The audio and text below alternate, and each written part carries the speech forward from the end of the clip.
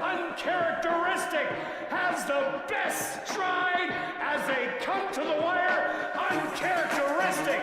Green for peace, not giving up. Not will take the 74th running of the Manitoba Derby.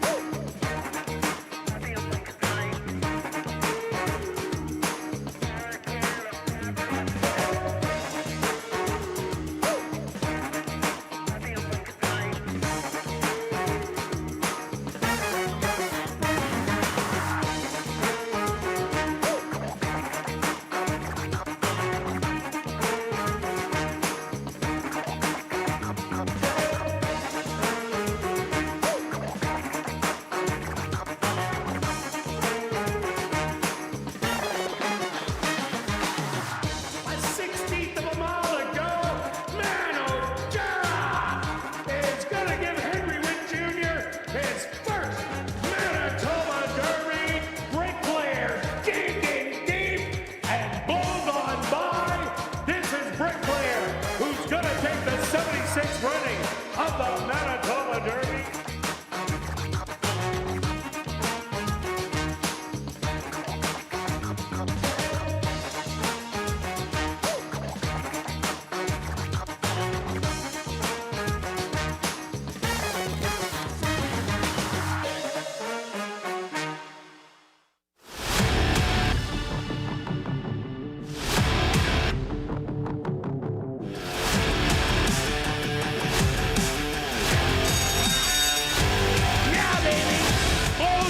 By.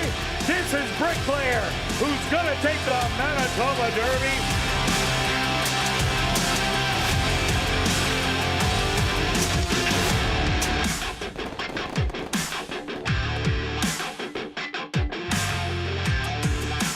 The Manitoba Jockey Club acknowledges that we are on Treaty 1 territory, and the land on which we gather is the traditional territory of the Anishinaabe, Cree, Anisininew, Dakota, Lakota, and Dene peoples, and the national homeland of the Red River Métis. We pay our respects to the First Nations and Métis ancestors of this land. And welcome everybody to ASD Live, brought to you by Manitoba Liquor and Lotteries, day 49 on the racing calendar. Let's take a quick look back at last Wednesday's racing action. Who was hot? Well, on the trainer side, it was Jerry Gorno and Jared Brown, both with 2 wins, but Demario Bino with another spectacular day. He had 4 wins on the card to add to his 2 on Tuesday, so he ended up having 6. Antonio Whitehall did get the hat trick on Tuesday, but going into our final 2 days, Demario Bino up by 10 on Antonio Whitehall. Sven Balrup, another 10 back. Praven Badri and Ronald Alley and Steve Keplin Jr. looking for his first training title is up by 7 on Michael Nault and up by 8 on Jerry Gorno, with Wendy Anderson and Tom Gardepy Jr. rounding off the top 5. Stretch, what'd you see on the racetrack? Well, I'll start with some of the stats that you just put up there. Okay. I'm going to make a couple official statements. Alrighty. Bold, some might say. Oh. Congrats to Steve Keplin for winning the trainer's title. Yeah, jockey title might have been a tough one. Hang on, I'll get to that one. Yeah, no, I mean Steve Keplin winning the jockey title. Probably not. I don't know how many wins he has riding a horse, but it is official because he's at 37. Michael Nault at 30 has four horses left, and Jerry Jerry has 29 wins with 7 left, so it is official. Congrats to him. Way to go, Steve Kaplan. Yes. Great job, buddy. And another bold statement, not really Okay. a bold statement. Bino has the 56 wins. Yeah.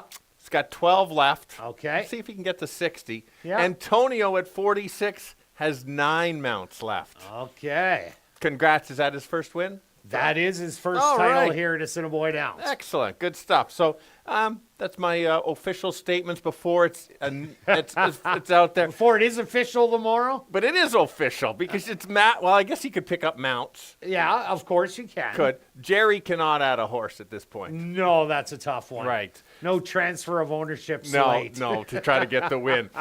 Just talk about the tracks. That's the original question you asked me. I kind of got off track a little bit. Imagine that. Imagine that. Close to par. Basically, tracks were practically the same both days. On the Wednesday, 2 horses went gate to wire. The Rat, or the Lab Rat. Yeah. Mighty Mickey. Okay. Yeah. A couple notes on both of them. Very similar figures. One's a 2-year-old. One's a high-level allowance horse that Yeah. wins races. Second level allowance. And so in the end, the Rat would have beaten Mickey on my figures by about 3 lengths. He had to battle to the end, where Okay. Mickey pulled up at the 16th pole. I think it was more like the The eighth eighth pole? pole. Siobhan Bell was looking everywhere for a horse, but he couldn't find one. Yeah, so I think he looked back about 20 times in that race. absolutely, yes. And so anyway, the Rat won. By the way, of note, Marky Well was the pony of the Rat, the Lab Oh, Rat. look at that. was his Old first Mark. one. And back to Big M, Mick. What are we going with? Mighty Mikey? Okay. You can call him Mickey. I don't know what the grooms call him. Well, they call him a superstar is what they Superstar. call him. And so let's get back on track again. I'm losing focus. Manitoba bred. Last time a Manitoba bred won the Manitoba Derby. Okay. Do you know? Ooh, that was a while ago. It was a while ago. That was the connections. Ooh, I got to dig. Sorry, I deep. did this off. I'll help it out. Okay. 1993, Okay. Royal Frolic won it. Oh, old Frolic. Yes. Three have won it. And I'm just foreshadowing, thinking, Okay. could we have another one? I'm not saying yes, but we could edit the show and say I did say it if he wins next year. Oh, there we go. So anyway, that's just the figures are so good. I had to look it up, kind of compare. Yeah. That's out. I'm out of fun facts right now. And Mighty Mikey was the biggest margin winner in North America on Wednesday. Yes, he was. 17 and 3/4 lengths. Yes, absolutely. Yeah, I was on Equibase and popped it up right away. Thank you for stealing that. Anyway, but good for you. You're doing your research. Oh, wait, we got races today. Oh, yeah. Let's kick it off with an allowance optional $22,500 claimer for 3-year-olds and up. They're going to go the 7 furlong distance stretch, and we're both on Falsely Accused. Yeah, solid race to kick it off. Very competitive. How good is this to kick off the week with a race like this? Yes, only 5, but how good are these ones? We're both on the 5. I thought this horse ran well last time. I thought the horse was just a little too far back going short. Hasn't won at the distance, but has been awful close against some very good ones. It's not a second-itis horse. It just lost to some good ones. I think this horse is going to get a nice stalking trip, runs back to most of the races, can win. Yeah, I agree with you. This horse hasn't run a bad race all year long. In the money, 5 out of 6. We also both like number 1, Lansdowne. Lansdowne, the last time it went a mile, was in the parking lot, post position number 11. Judo ended up going wire to wire in there, so wasn't able to get back down and get close enough. Now draws the rail, going 7 furlongs. That is ultra important. Did lose to Falsely Accused by a narrow neck when Falsely Accused was coming from the back of the pack. But Lansdowne has that speed, draws the rail, and is taking a lot of early money right now, currently at even money. Yeah, just to add, I do like, if that could be the one that beats our top selection. Was off 6 weeks, comes back 2 weeks in a workout coming in. I think the horse is going to run closer to those June or July races, and if so, watch out. And, of course, we've both at the 4. Big effort last time. You twigged I on was this all one. over this exactly, a very good selection. Certainly belongs. It's running well right now. The other 2 have raced a little bit higher, but it's that close, 13-1. Yes, please. Yeah, no doubt about it. So we're both giving you 5, 1, and 4. Now we carry on to race number 2, an allowance race 4, 2-year-old maidens. They're going to go 6 furlong stretch. and a lot of first-time starters, but one that's knocking on the door. Yeah, good to see a big field of 9 at this time of the year. Very good to see. It's always a bit of a guess, the firsters that start at the end. Obviously, the owners want to see at least a race, see what they've got, and maybe they took a little bit longer, some of them, to get to the track. So it is a bit of a guess. That's why I've got the 9 as a top selection, as do you. Has run a bunch of good races. Maybe just isn't quite at the stake race. Take a look at who this horse beat at first start. Omar Warrior. Omaha? Yeah, it's Omar. Sure. Omar, let's go Omar. Are you sure it's Omaha? You know what? They still get paid no matter what you call them. So, I'm pretty sure it's Omaha Warrior. All right. This race is 6 furlongs. It's that much tougher for the 2-year-olds first out going 6. This horse, I think, just certainly belongs to win this race unless there's some superstar. Yeah, no doubt about it. That race last time out was a great one. Looked like the winner, Neytiri, ended up stealing that win, and Neytiri ran good 4th in the next stake race. So that's the one to beat. I'm going to start with the first-time starters. Number 2, Moonshine Boogie. The dad, Cupid, 6 wins, $1.7 million at a route of ground. The mom was a maiden. 5 half-siblings, 1 unstarted, 1 a maiden. A 2-time winner of $13,000, a 2-time winner of $30,000, and a 1-time winner of $26K.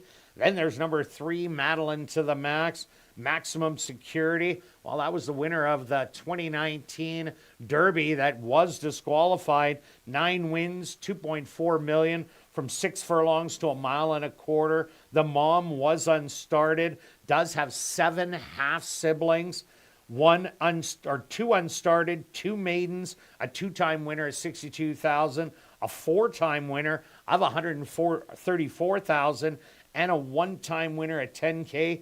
And this one is interesting, as this one has 3 5-furlong works coming into this race, and I think that is a huge fitness thing, Stretch. That's exactly why it was my second selection. You called it. I like what you're giving me the information now. I like the horse even more. But those workouts were breezing. I think the horse is obviously going to be able to go quicker, and that's the key for me on the 5 furlongs, why I've got the 3. Yeah, and those workouts in 102, if you look at Are You Not Entertained, it ran the 5 furlongs, while Neytiri won it in 102. Let's look at number 5, Business Tycoon. 7 half-siblings, 1 unstarted, 2 1-time winners of 28 and 36K, 2 2-time winners of 18 and 86K, and 2 5-time winners of 95 and 58K. The dad, Fed Biz, 6 wins, $700,000 in earnings at a route of ground.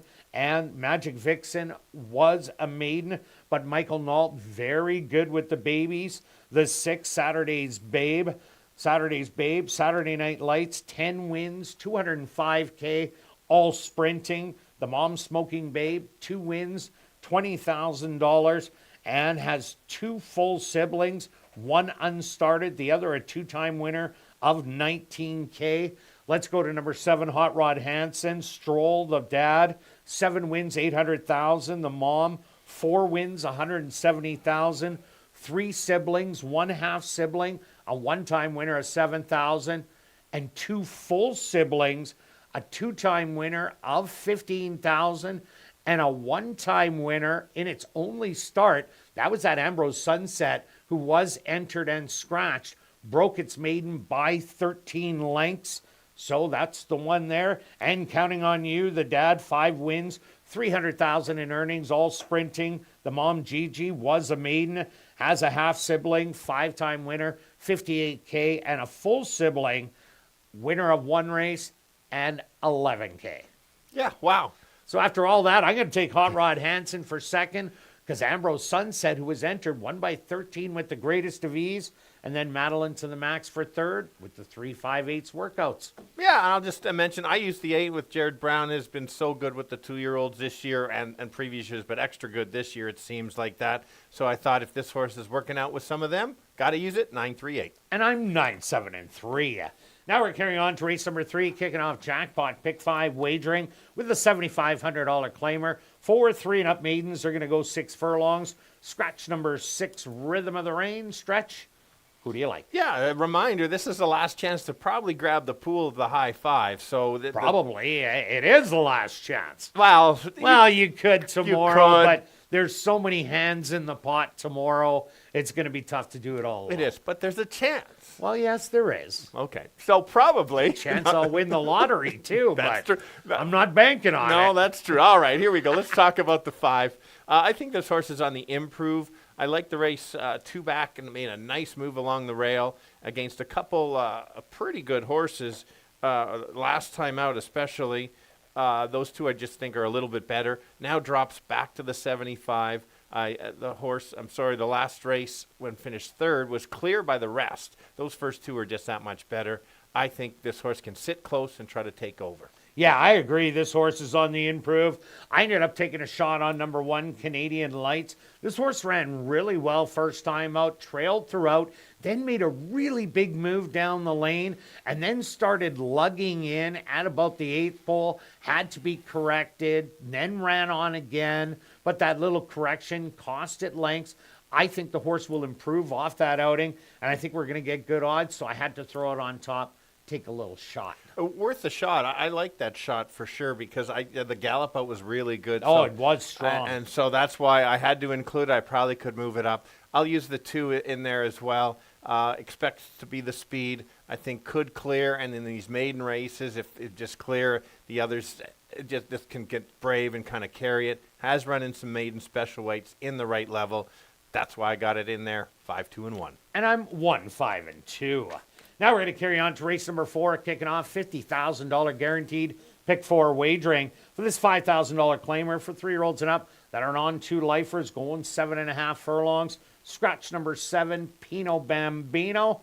And we're both on the massive dropper, Mr. Splash. Yeah, absolutely. I like races that it is the non-2 in here. That you don't kind of know how the race is going to go. And the 3 is going to be the speed in here, and some others might go after. Well, Mr. Splash won't be too far No, away, I don't think. Completely. But we're not searching. You know, some races we're trying to find Yeah. who's going to go. And so that's exactly why I like the 2. I think the 2 is going to sit pretty close, chase the 3. And this horse, I think, is better going the 2 turns. Last time was just in too tough. That was a pretty good field, a bunch of them in That was there. a crazy half mile they went. Correct. 46 and change. So, of course, you're going to back up in this level because now the horse is in the right spot. 2 and 3 races off the pace certainly can get there. Yeah, the other horse I like, number 5, Bo Mambo. This is a maiden tackling winners, but last time out, this horse ran absolutely huge, made the big move on the outside, challenged the leaders, kind of hung a little in the lane, and then came back on late, where Little Eddie and Attaboy Cookie, they had dream rail trips all the way around.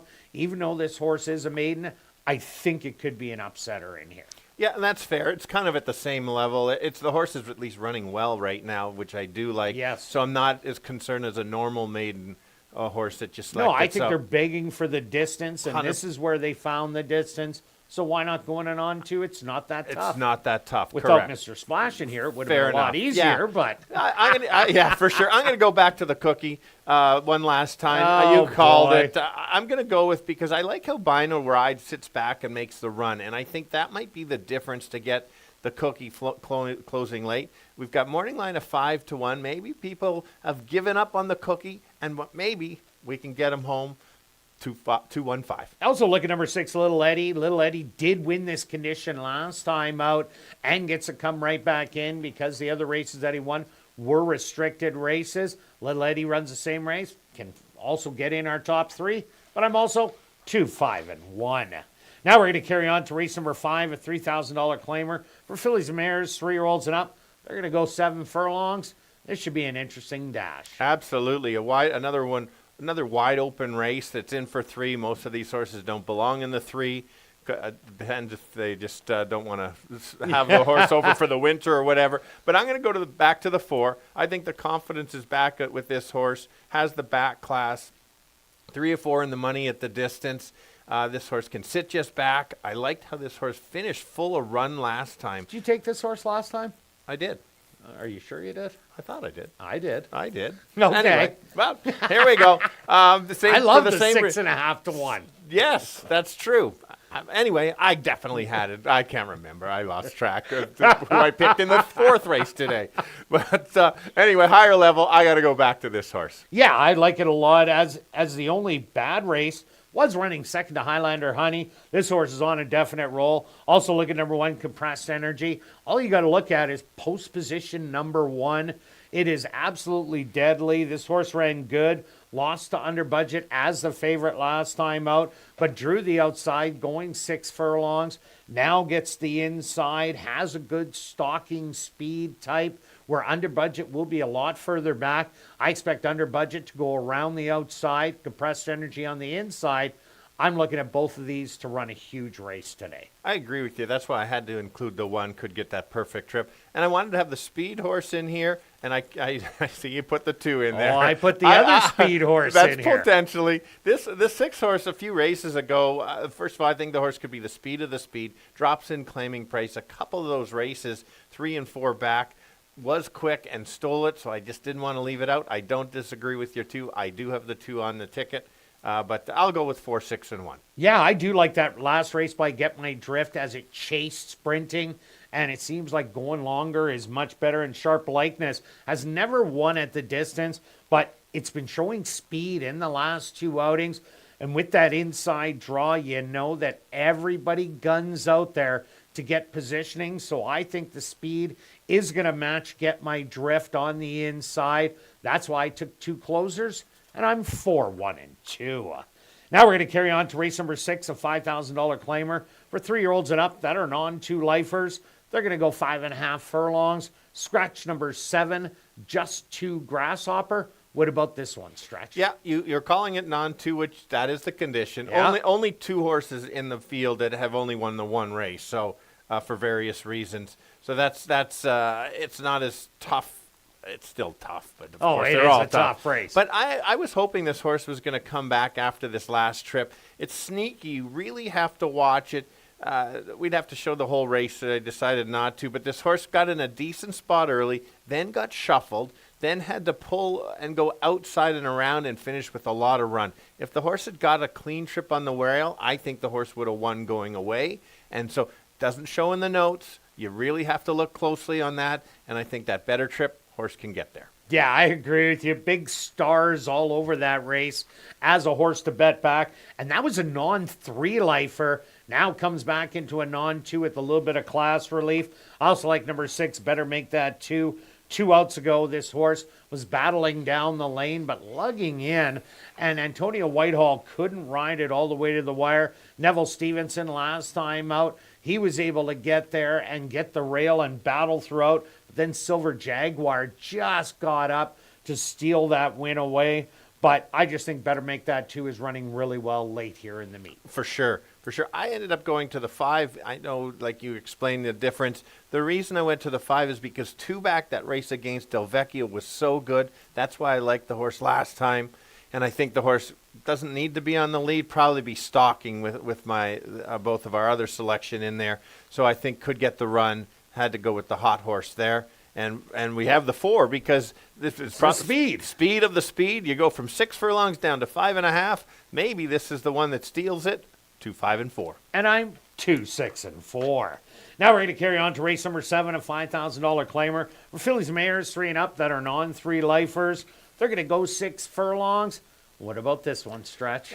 Clearly, you missed my picks when you were putting yours, and you didn't see mine. I'm kind of surprised you didn't go to the 9. I could have went to the 9. I've had back the 9, and anyway. And I left it out last time. I didn't give it respect. It was all about waiting by the Nile.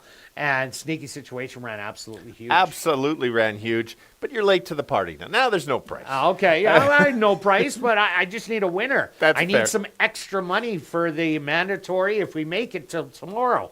That's true. More money, the better. Absolutely. I'm going to go back to the 3. You liked the horse last time quite a bit. This horse is running. Yeah, fair. Running so well at this time of the meet, just keeps winning. The figures are there, improving the figures a little bit more each time. I think the horse can sit close, make that nice clean trip, and probably save a bit of ground as compared to the 9. I obviously have the 9 in all my tickets as well. But go ahead. Yeah, the 3 would have been like my 4th choice in here. I also like number 5, Math Mystery. Flintlock, last time out, was Loose Speed. Mystery Dance was making the dropping class. And the horse, wow, did it eat up a lot of ground all the way around the turn and ended up drawing off on Flintlock actually rather easily. Now gets to cut back to 6 furlongs. There is some speed in here that can go battle a little. But just the way Mystery Dance won so easy late in the meet, I can't leave this horse out. Apparently I can. I see that. And so we both have a bombs away on the 3rd spot, which totally makes sense. You're late to the party on Dogwood. I had the horse last time in 3rd. Dogwood had a tougher trip last time. Remember how much that tractor, I know. paid huge. It did pay huge, and that was nice of you to give that out, and you Yes. cashed the ticket. Yes, late to the party, but clean trip today. Maybe this is the one that can get that right up there, light up the board again. They're going to forget about this horse like a distant third. People don't pay attention. 391. And I used, excuse me, number 6 by request. If you throw out that 7 furlong race, this horse has been knocking on the door. 3rd beaten 2, 4th beaten 2, 4th beaten 4. Yes, beaten by Dogwood's Millie Jane, but that was only a head back. I think this horse will be able to make a late rally. So another bomber to throw in. I'm giving you 9, 5, and 6. Good luck with all your selections this evening, and I'll be right back with the changes on this evening's Carter Racing.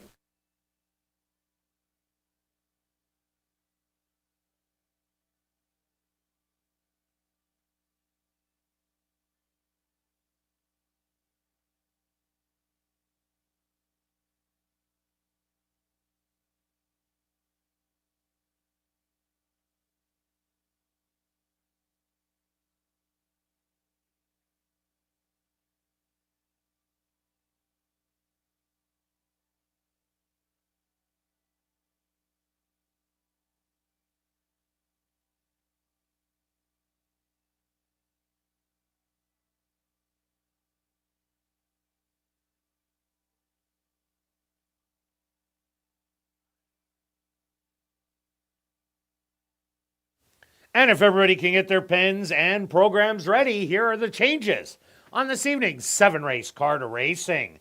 Turning your programs to race number 1, the Ricky Bobby Classic, just the lone overweight. Now turning your programs to race number 2, Ken McDougall's stake race. Number 6, Saturday's Babe, there is a late change, will not run on lay 6. Now turning your programs to race number 3, the Earl Holden Memorial Race, kicking off jackpot pick 5 wagering. Number 3, Mama's Edition, will run on first time lay 6. And scratch number 6, Rhythm of the Rain. The jackpot pick 5 carryover, just over $280,000. Now turning your programs to race number 4, kicking off $50,000 guaranteed pick 4 wagering. Scratch number 7, Pino Bambino. Now turning your programs to race number 5, just the lone overweight. Now turning your programs to race number 6, our first of 2 classic high 5 races. Scratch number 7, just 2 Grasshopper. Now turning your programs to race number 7, are there classic high 5 race? There are no changes. Well, a beautiful evening for racing here in Winnipeg. Oh boy, we got shrunk. We did. We did shrink. Under mainly clear skies, the temperature 7 degrees Celsius or 44 Fahrenheit. A light wind out of the southwest at 8 kilometers an hour or 5 miles an hour. And the track is listed as fast, a fast racetrack for this evening's 7-race Carter Racing. We're going to kick it off right here in race number 1 that goes to post in 20 minutes.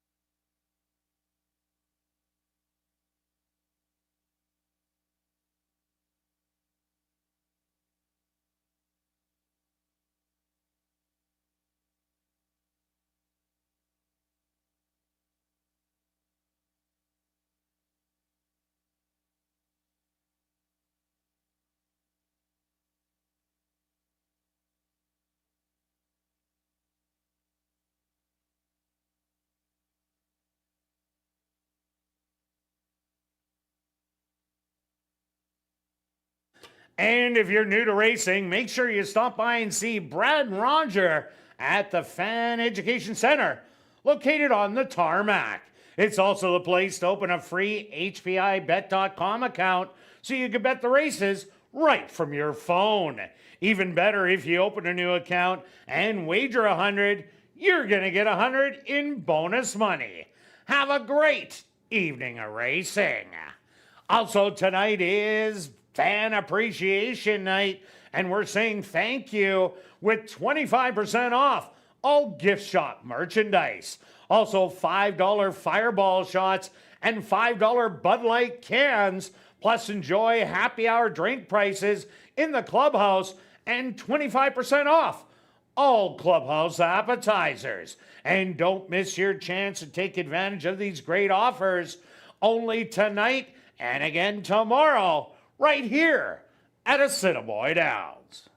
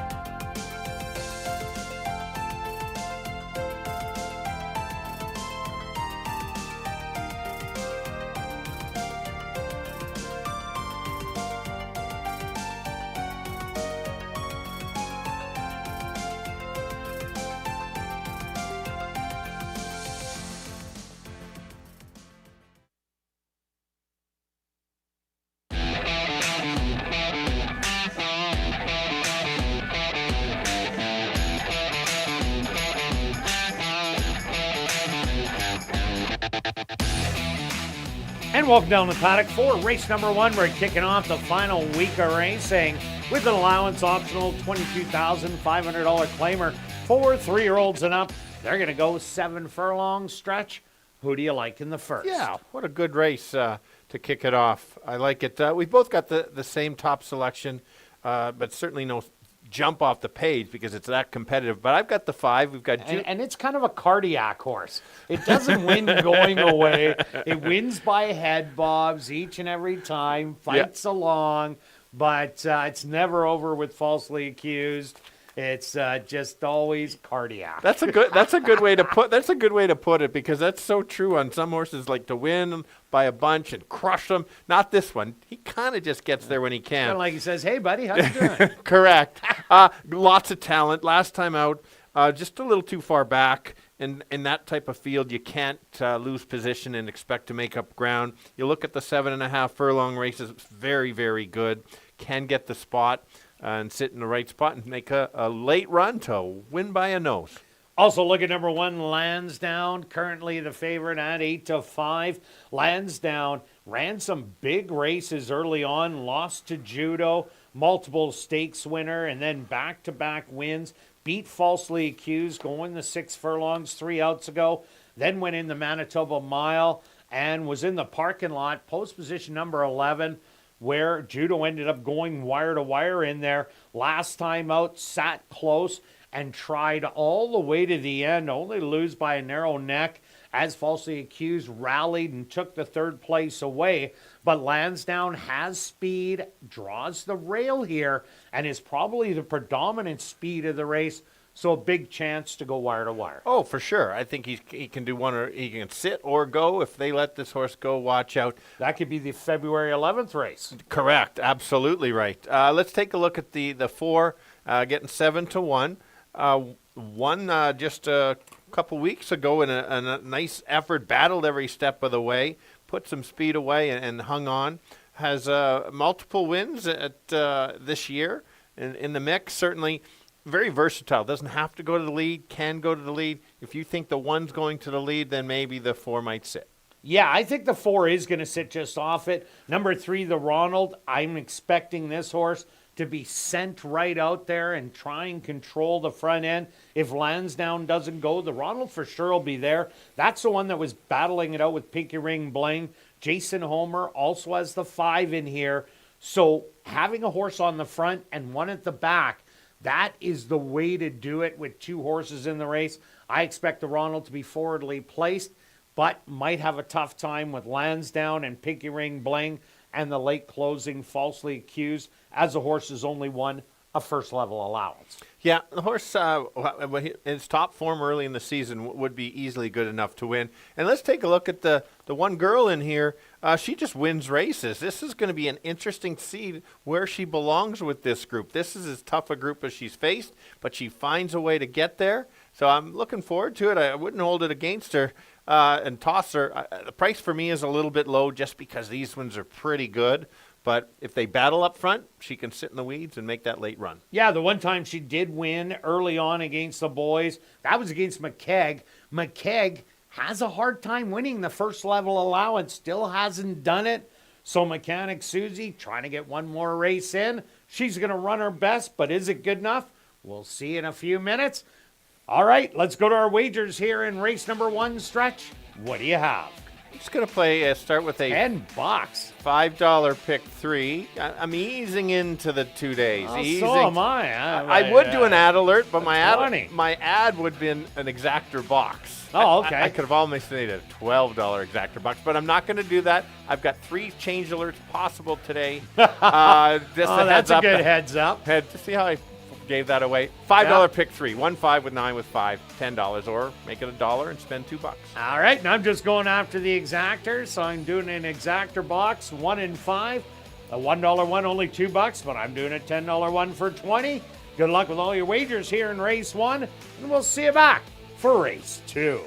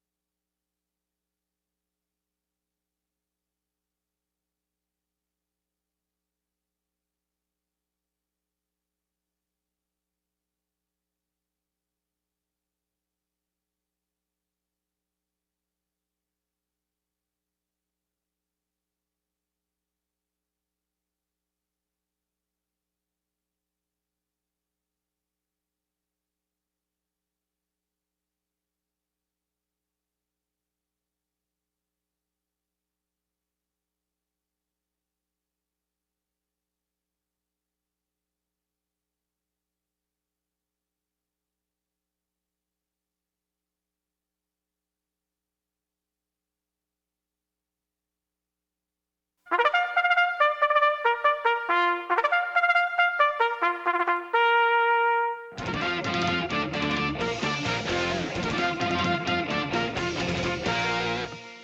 horses on the track for race number 1, the Ricky Bobby Classic.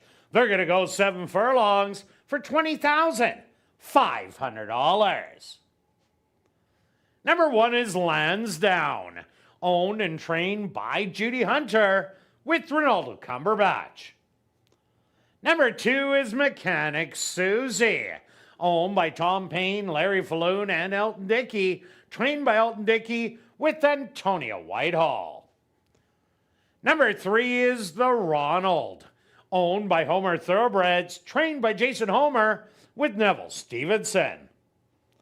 Number 4 is Pinky Ring Bling, owned by Henry Witt Jr., trained by Jerry Gorno with Demario Bino. Rounding out the field is number 5, Falsely Accused, owned by Homer Thoroughbreds, trained by Jason Homer with Siobhan Townsend. The Ricky Bobby Classic. Here in race number 1, they'll go to post in approximately 4 minutes.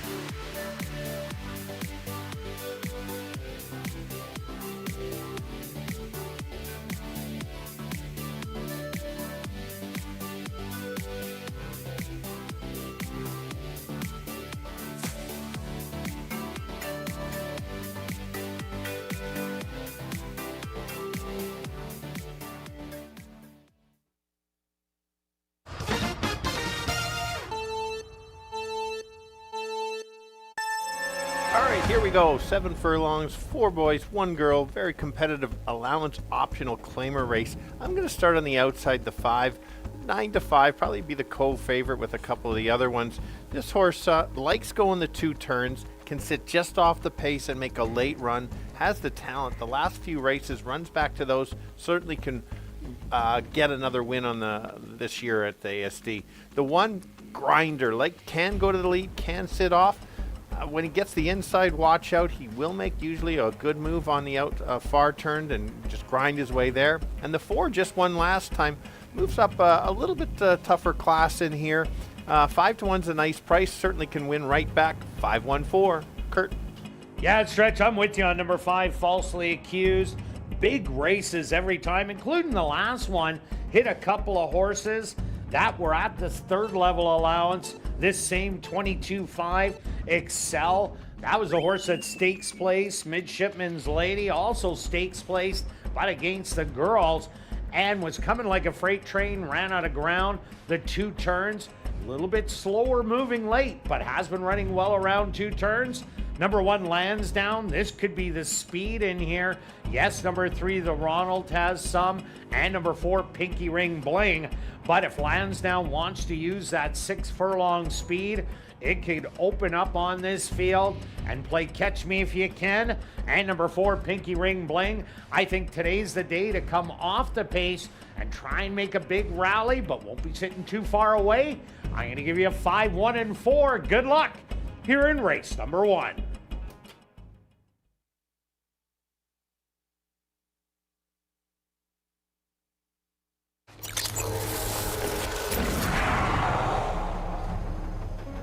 It's now 2 minutes to post time at ASD.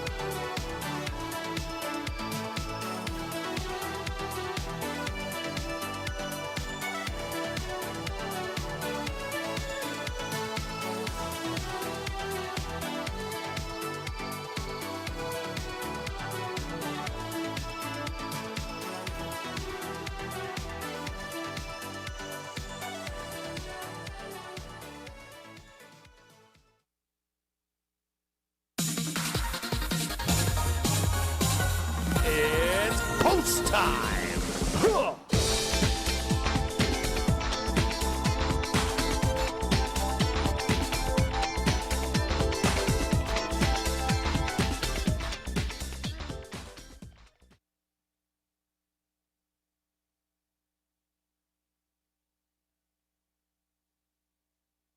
Lansdowne, the current 6-5 favorite.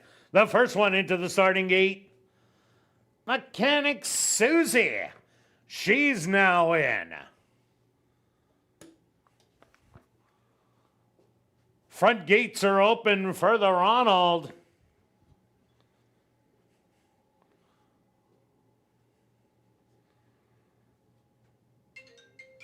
He goes in.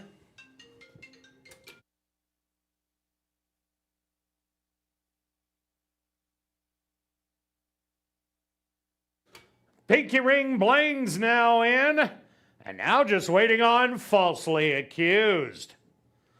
They're all set, they're at the post. And they're off. From the inside, Lansdowne is away well, but here comes the Ronald to put on the early pressure. Falsely Accused also sitting up close on the outside in third early. Couple lengths back to Mechanic Susie, and Pinky Ring Bling will be the early trailer. Lansdowne and the Ronald battle through the opening quarter of 25 and 3. 3 wide, Falsely Accused.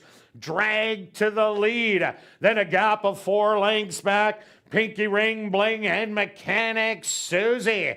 They're running as a pair as they're closing in on the leaders, but Lansdowne has that lead by a neck through a quick half.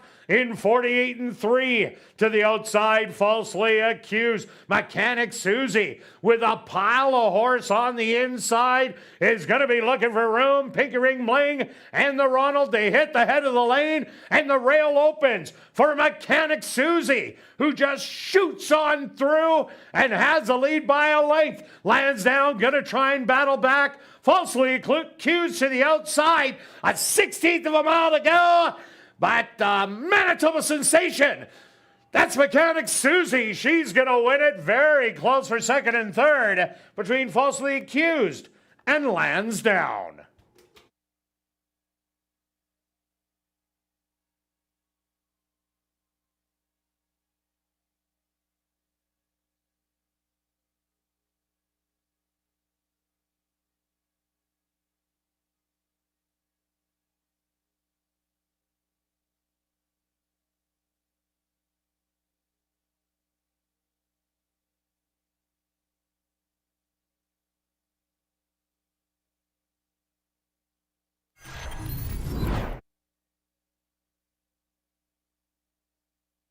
The Stewart's opposed to number 2, Mechanic Susie, as your race winner. Results of the photo. Show number 5, Falsely Accused, finishing second. Third goes to number 1, Lansdowne, and fourth to number 4, Pinky Ring Bling. They went the opening quarter 25-3, the half 48-3, 6 furlongs, 114-1. Time for the 7 furlongs, 126-4.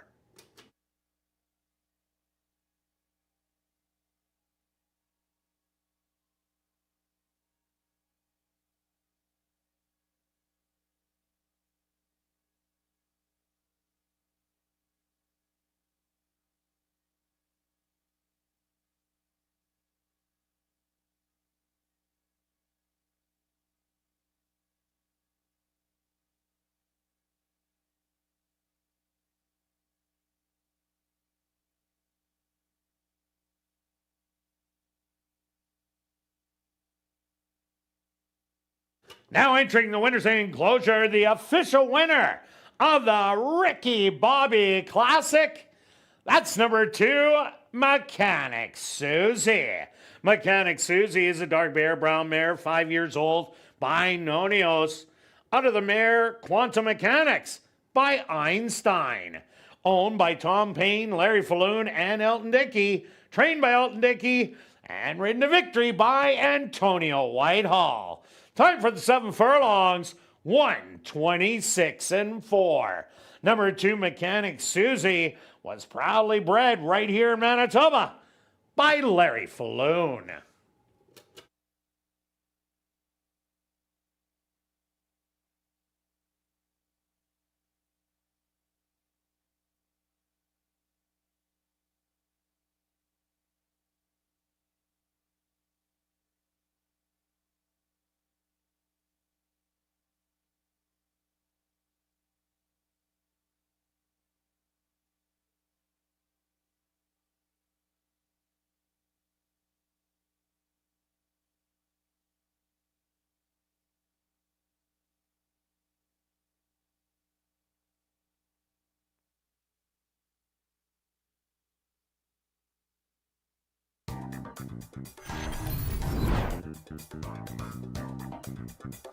Race 1 is official in the upcoming second race. The Ken McDougall Stakes Race. There are no changes. Rolling doubles and rolling pick threes. Here in race number 2, they'll go to post in 14 minutes.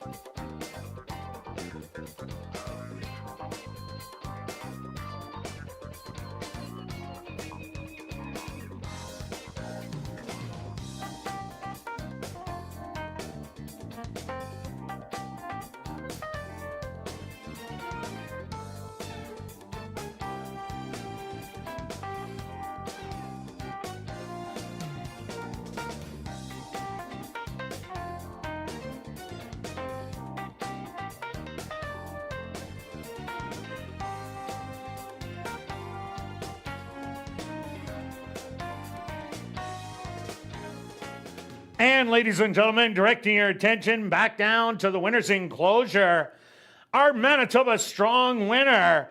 Manitoba Strong is in a collaboration with CTHS Manitoba.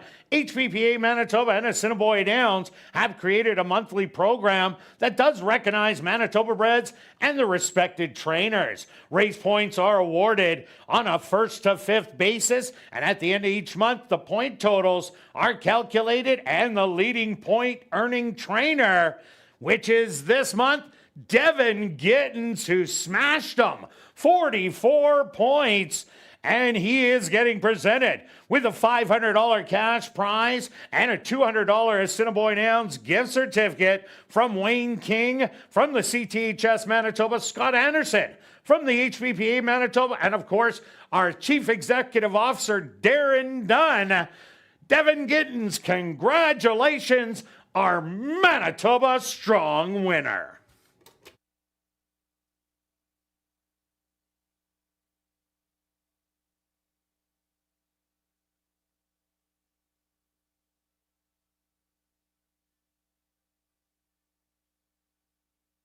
Assiniboia Downs has a 50-50 draw that will take place each and every race night. Tonight's jackpot is currently $560 and growing. Tickets are 1 for 10, 10 for 20, 50 for 50, or 200 for $100. You can get your tickets at Guest Services, the VLT Cashier's Cage, from the designated roaming 50-50 ticket seller, or just go online at 5050.asdowns.com. The draw will take place at 10 p.m. tonight, and proceeds will benefit Final Furlong and the Winners Foundation. And please take note that you do not need to be in attendance to win. Just check our website at asdowns.com for the winning number. And don't forget to check out our 140 VLTs in our spacious Club West Gaming Lounge, located on the second level of the grandstand and open daily from 10 a.m. to 1 a.m.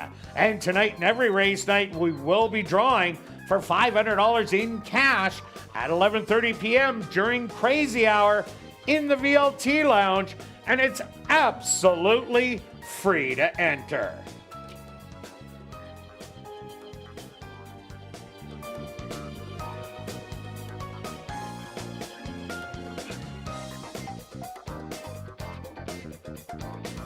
Ladies and gentlemen, we have a late scratch to report here in the second race. Scratch number 9, are you entertained? Once again, a late scratch here in the second race. Scratch number 9, are you not entertained? If you wagered on number 9, are you not entertained, you will receive a complete refund, and there is plenty of time to change your tickets. If you have a daily double with Mechanic Susie, the 2 to number 9, are you not entertained, there will be a consolation payout. And if you are alive to number 9, are you not entertained, in your early pick 3, the favorite at post time will be substituted. Late scratch here in the second race. Scratch number 9, are you not entertained?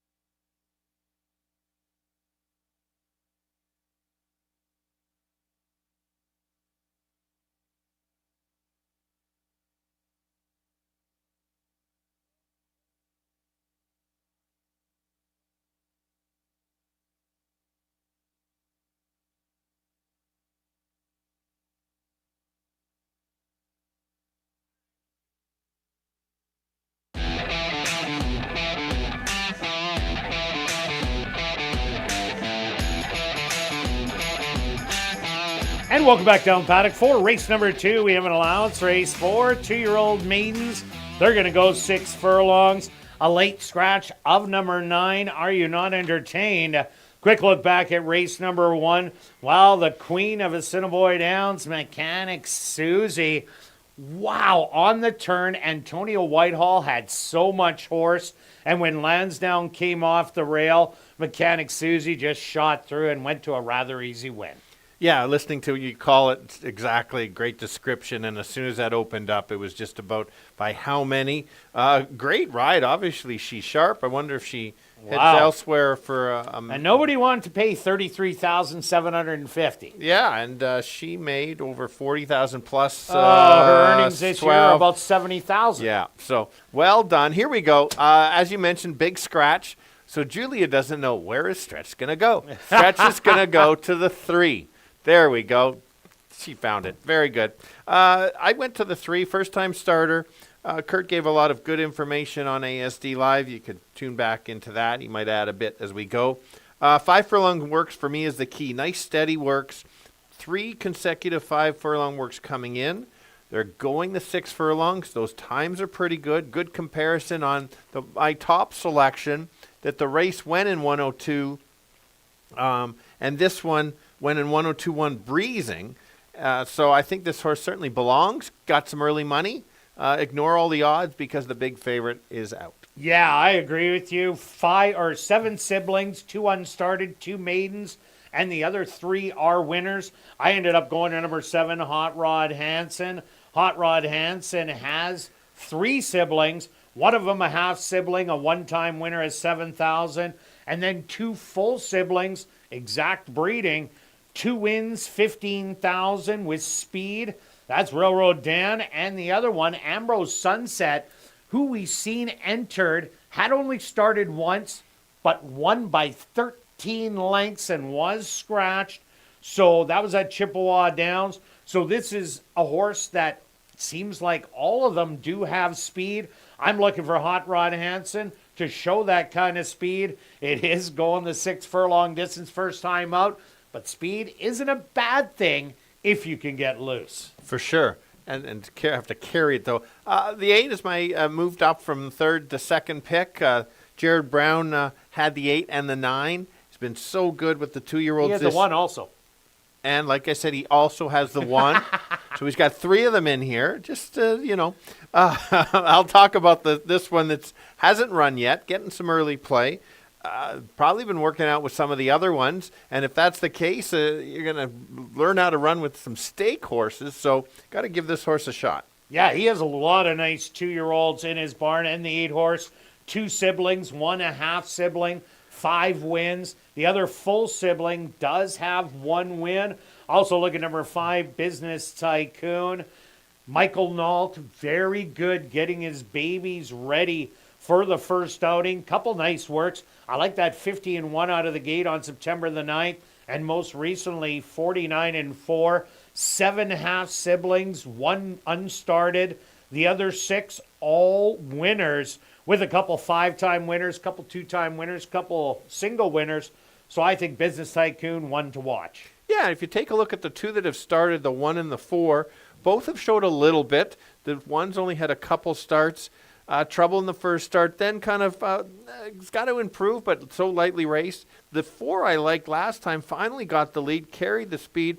The right way had a stake race in Century Mile. Stakes Place. Got to consider that one as well, especially going the 6 furlongs. All right, let's go to our wagers here in race 2. Stretch, what do you have? I have an adjustment. So Myself too. Yeah, just a $2 pick 3, 7, and 8 with the 5, with the 1, 2, $12. And I'm going to go exactor box hunting. I'm going to take the 3, 5, and 7.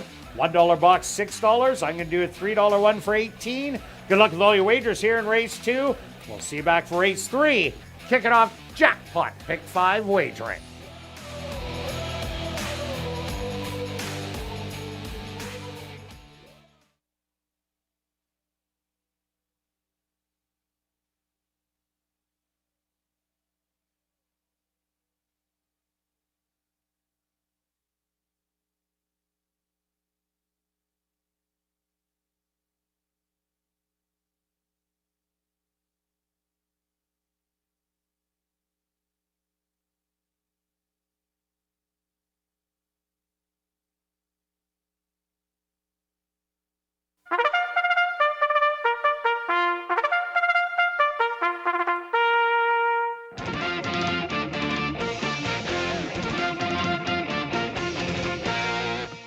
The horses are on the track for race number 2, the Ken McDougall Stakes Race. They're going to go 6 furlongs for $20,000. Number 1 is Dress Me Up, owned by Ralph Jessiak, trained by Jared Brown with Arthur Badu. Number 2 is Moonshine Boogie, owned by Artisan Farms, trained by Lise Pruitt with Roger Hewitt. Number 3 is Madeline to the Max, owned by Gerald Babchishin, trained by Mike Tamporn with Javanil Patterson. Number 4 is Ranger Town, owned by Henry Wood Jr., trained by Jerry Gorno with Sheldon Chickadas. Number 5 is Business Tycoon, owned by A2 Thoroughbreds and True North Thoroughbreds, trained by Michael Nault with Antonio Whitehall. Number 6 is Saturday's Babe, owned by Dark Cloud Racing, trained by Judy Hunter with Siobhan Townsend. Number 7 is Hot Rod Hansen, owned by Dan Hansen, trained by Deb Hansen with Siobhan Bell. Number 8 is Counting on You, owned by Ralph Jessiak, trained by Jared Brown with Demario Bino. Number 9, Are You Not Entertained, was a late scratch. The Ken McDougall Stakes Race. Here in race 2, they'll go to post in approximately 4 minutes.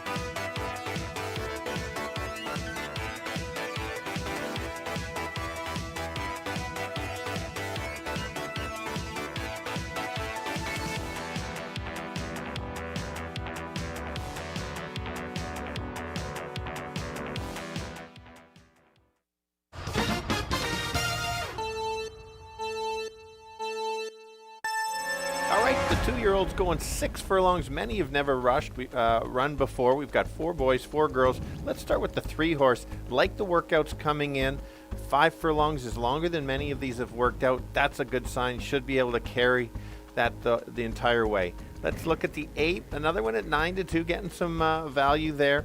Jared Brown has another one in here. Had the big favorite. Has had a great year for the 2-year-olds. Repeat of those, similar to those, Watch Out certainly can be there. And the one that moved in at a long shot, the 7 at 15-1, like the breeding by Kirt's information, had to include it, 387. Kirt. Yeah, Stretch, I went to number 7, Hot Rod Hansen. The whole family has speed. The sister, Ambrose Sunset, she won by 13 in her debut at Chippewa Downs, showing some talent. Maybe speed goes to the front end and doesn't stop. I also agree with you on number 3, Madeline to the Max. 3 consecutive 5 furlong workouts with this race being 6 furlongs. I love seeing that. And number 5, that's going to be Business Tycoon, Michael Nault. Very good with his babies, getting them ready first time out. So I'm going to give you a 7, 3, and 5. Good luck here in race number 2.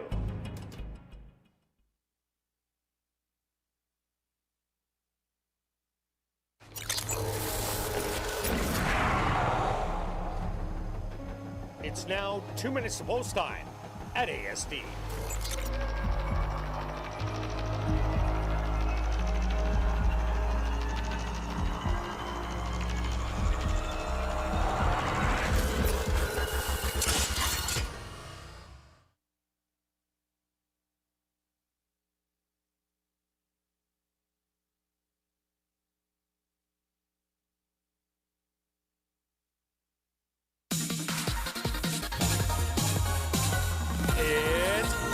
time.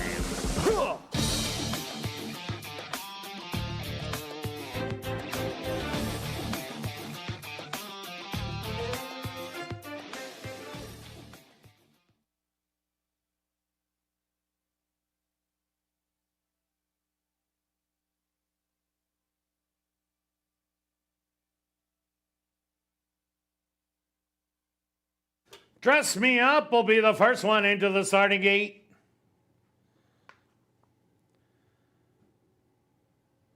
Moonshine Boogie, the first time starter, goes in.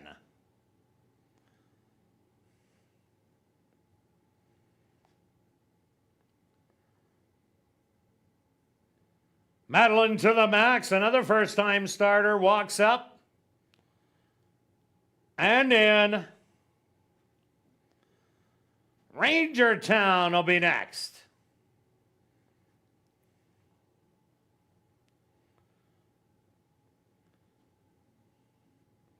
Here comes Business Tycoon, the current 2-1 favorite.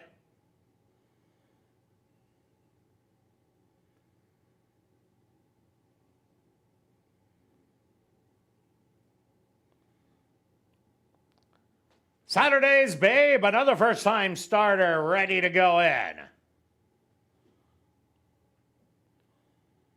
Just 2 left to load.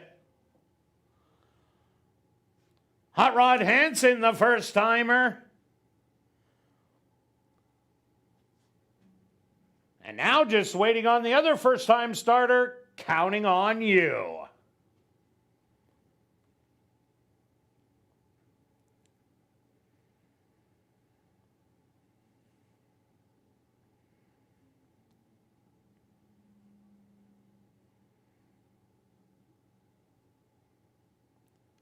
Counting on You, getting a little extra help from the gate crew.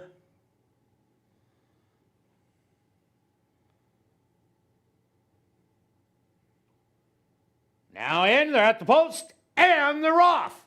Hopping at the start was Business Tycoon. From the inside, Dress Me Up. Showing some good early speed and opening up the lead by a length. Ranger Town putting on the pressure in second. Hot Rod Hansen moving up with a bold 3-wide move to engage the leaders. Sitting back, Madeline to the Max in third, to the outside, Counting on You. Then it's Business Tycoon, Moonshine Boogie, and the trailer, Saturday's Babe. The opening quarter, 24 seconds. Dress Me Up, still the leader by a length. Hot Rod Hansen to the outside in second. Moving up in third, that's Madeline to the Max on the rail. A wide move, Counting on You. And Ranger Town, they hit the head of the lane. Dress Me Up, trying to hang on to the lead, but here comes Madeline to the Max on the inside. Saturday's Babe, full of run on the outside, just mowing them down. It's Saturday's Babe who's going to get the win. Madeline to the Max in second. Third to Dress Me Up. And fourth, Counting on You.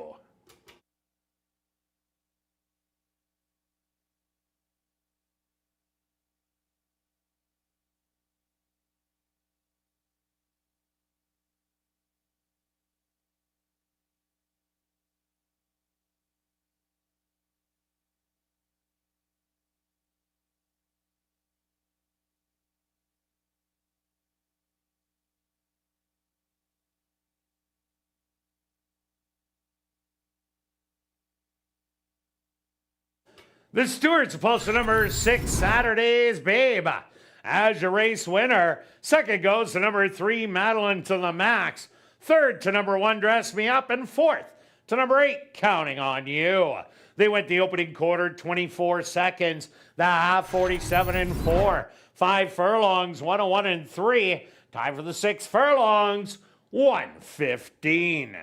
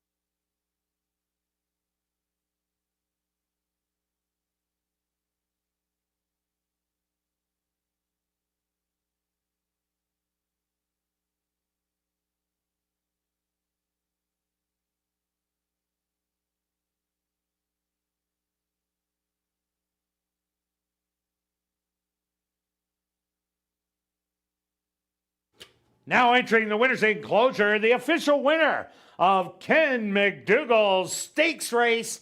That's number 6, Saturday's Babe. Saturday's Babe is a bay gelding 2 years old by Saturday Night Lights. Out of the mare Smokin' Babe by Harlan's Holiday. Owned by Dark Cloud Racing, trained by Judy Hunter, and ridden to victory by Siobhan Townsend. Time for the 6 furlongs, 1:15.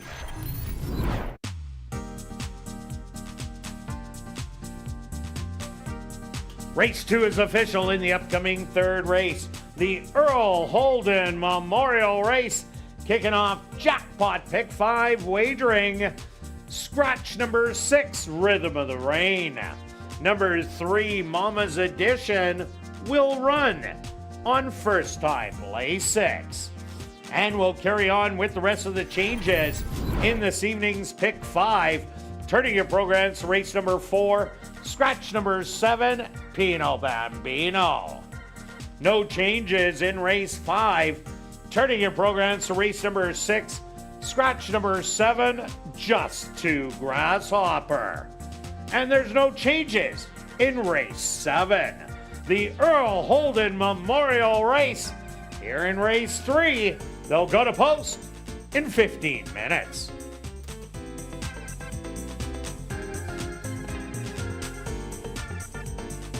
And don't forget to explore the 140 VLTs in our Club West Gaming Lounge, located on the second level of the grandstand and open daily from 10 a.m. to 1 a.m.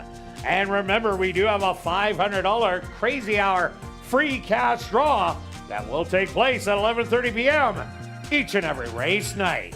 And there is only one night of live racing remaining in the 2025 season. Join us tomorrow at 7:30 for the final night of live racing and fan appreciation.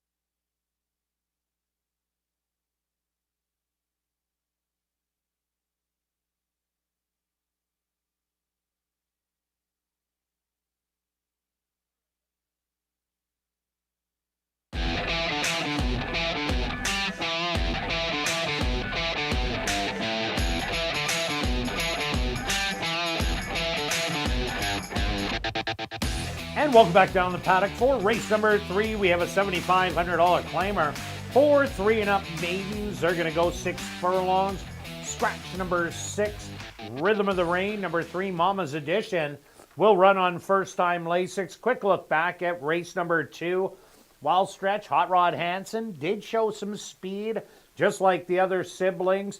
But Saturday's Babe just sat back and made a big late run in the end where Madeline to the Max kind of got hampered in on the rail and didn't want to go through, but a great win for Saturday's Babe. It was. I was impressed with, we talk about younger horses still learning to run, and that's what happened on the one. Big effort there. In a very good time. I thought it was going to go a little 1:15. Yeah, I thought they were going to go maybe a couple seconds slower. Here we go. If you want the pick 5 pool for over 300, this is probably your best chance. A little less likely tomorrow. There's a bunch of money already in it. Let's start with the 5 as my top selection. Will probably be the favorite in the race. Back-to-back nice races. Didn't look like was that interested early on, and then 3 back showed some speed, and now it's just been got a little bit better each time. 2 back was a nice rail run. Last time beat the rest of the field by 4 lengths. The first 2 were very good. I thought maiden special weight horses. And Spike and Rich easily went wire to wire, and Preacher's Secret was a massive favorite. Absolutely. So take note of that. Drops back in a level where this horse has been was second. I think this horse can sit close enough and try to run down the speed. Yeah, I have a lot of respect for Sergeant Philco. I also like number 1, Canadian Lights. Gets Lasix for this start. Last time out, 6 beaten 5, where the horse went to the back of the field and made a late run down the lane at about the 8th hole. This horse was absolutely flying. Then Sachin Paris, the jockey, had to take hold, readjust on the horse. And then the horse kept running after that, but that was just too little, too late, and was only 5 lengths behind Sergeant Philco and Rocky Top Mischief. The additional Lasix draws inside, gets that start under the belt. A lot of things to like. 5-1. I'd like a little bit more than that in the odds. Yeah, lots of good points. I do like your horse. Let's talk about the 2. This horse is going to be the second choice. Showed good speed the last time and carried the speed after dropping in class, which you usually see happen. It's tough competition in the maiden special weight. And ran well. You saw the last race. The speed carried pretty good distance and just got beat late.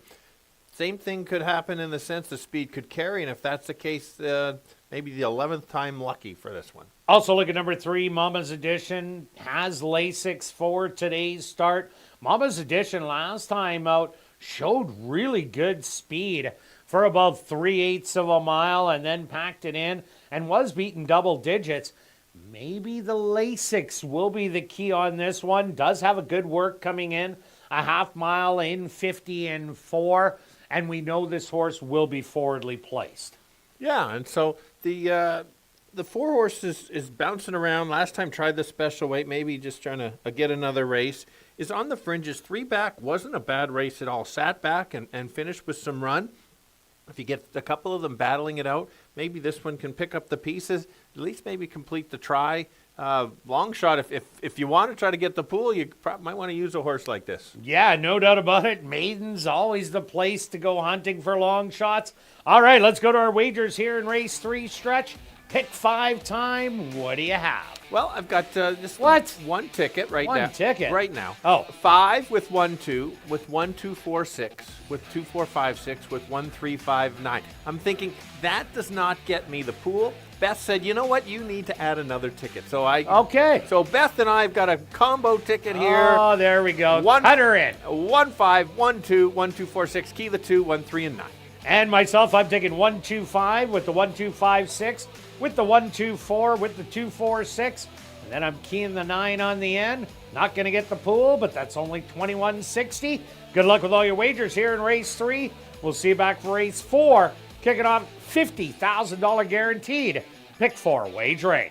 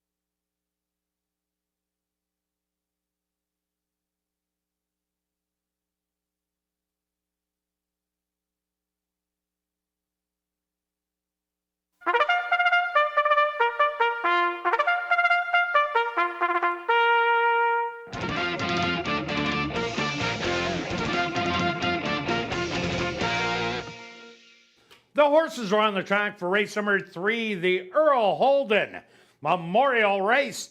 They're going to go 6 furlongs for $10,000. Number 1 is Canadian Lights, owned by Dark Cloud Racing, trained by Judy Hunter with Rashad Knights. Number 2 is Rocky Top Mischief, owned by Homer Thoroughbreds, trained by Jason Homer with Neville Stevenson. Number 3 is Mama's Edition, owned and trained by Larry Sizik with Lenny Saturn. Number 4 is Stanford Star, owned by Homer Thoroughbreds, trained by Jason Homer with Siobhan Townsend. Number 5 is Sergeant Philco, owned by Jay Goy Racing, trained by Tiffany Husbands with Demario Bino. Number 6, Rhythm of the Rain, was scratched. The Earl Holden Memorial Race, kicking off jackpot pick 5 wagering. They'll go to post in approximately 4 minutes.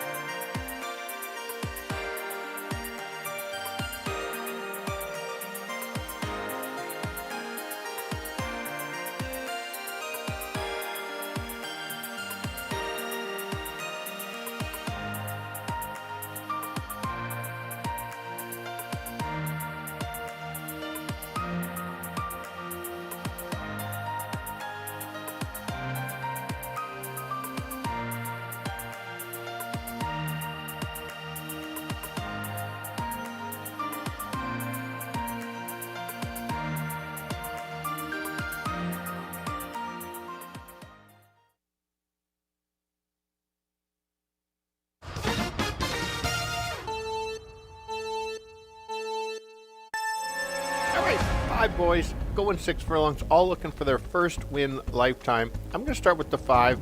Seems to be on the improve the last 3 starts. Kirt sitting on a win, made a nice move last time against a couple pretty good horses. 2 back when was in the claiming price, almost won it. I think runs back to that, certainly can be right there. Who does he have to catch? That's the 2. He's going to try to go as fast and as far as he can go. Showed good speed, almost got home last time. Maybe today's the day. And the 1-start horse is the 1. Sat off the pace, close, still learning to run. Should improve. 5-2-1. Kirt. Yeah, Stretch, I ended up going to number 1, Canadian Lights, trying to chase a price in here. Canadian Lights ran good last time out, made a move from the back of the field, had to check at the 8th pole, costed a couple of lengths in there, just learning how to run, gets Lasix, a lot of things to like. Also like number 5, Sergeant Philco. Sergeant Philco is sitting on a win 2 outs ago. That was a winning race. Hit the allowance, now back down to 7,500. That definitely is the one to beat. And number 2, Rocky Top Mischief. This is a speed that has to get caught in here. Should be loose and loving it on the front. But I'm going to give you 1, 5, and 2. Good luck here in race number 3.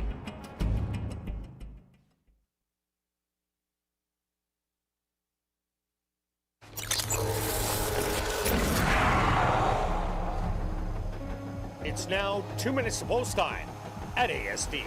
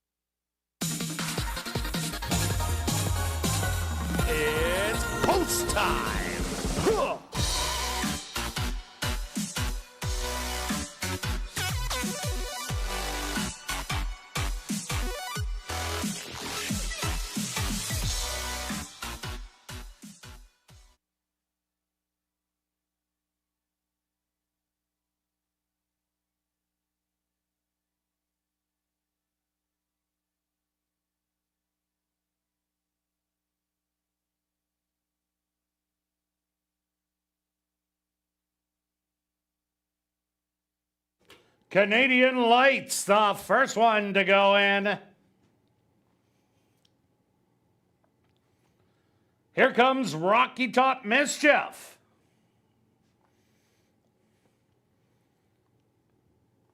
Mama's Edition from the middle is now in.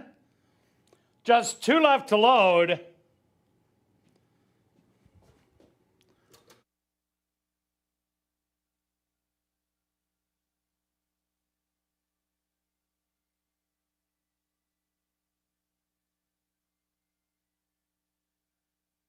Stanford Star.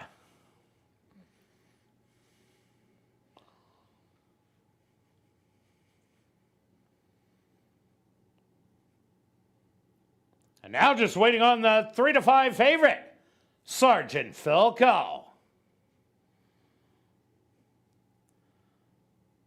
They're all set. They're at the post. And they're off.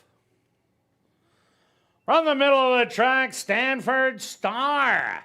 Flashing early speed to the outside, Sergeant Philco. Rocky Top Mischief now engages a stablemate on the inside and takes over the early lead. Settled back in fourth, Mama's Edition and Canadian Lights will be the early trailer. 5 lengths off of it. Rocky Top Mischief cuts the opening quarter in 24-1 and now opens up the advantage to 4. Sergeant Philco to the outside in second. Mama's Edition starting to make a run in third. Then it's back to Stanford Star and Canadian Lights getting motivated from the back of the field. 47-1 the half mile. They hit the head of the lane and Rocky Top Mischief has now opened up 9 on the field and is in absolute cruise control. Rocky Top Mischief is going to win with ease by 8. Canadian Lights rallied for second. Sergeant Philco in third and fourth to Stanford Star.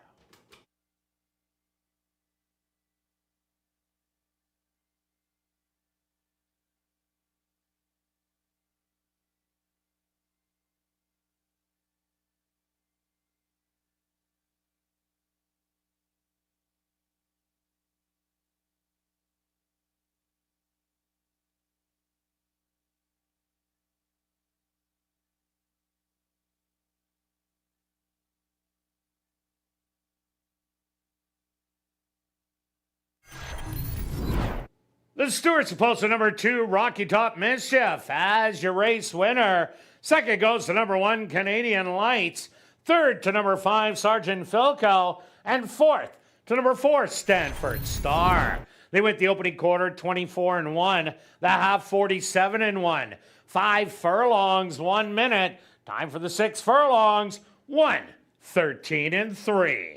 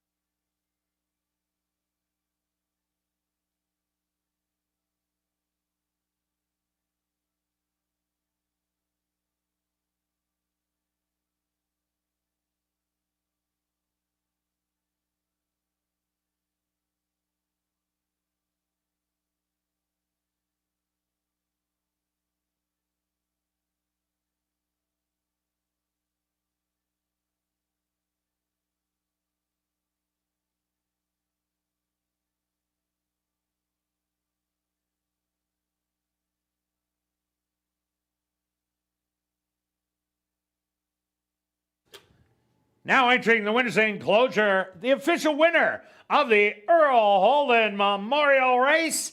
That's number 2, Rocky Top Mischief. Rocky Top Mischief is a big gelding, 4 years old. Buy into Mischief out of the mare Special Relativity by Cowboy Cat. Owned by Homer Thoroughbreds, trained by Jason Homer. and ridden to victory by Neville Stevenson. Time for the 6 furlongs, 1:13 and 3. Race 3 is official in the upcoming 4th race. Kicking off $50,000 guaranteed pick 4 wagering. Scratch number 7, Pino Bambino. We'll carry on with the rest of the changes in this evening's pick 4. No changes in race 5. Turning your programs to race number 6, scratch number 7, Just 2 Grasshopper. And there's no changes in race 7. $50,000 guaranteed pick 4 wagering. Right here in race 4, they'll go to post in 14 minutes.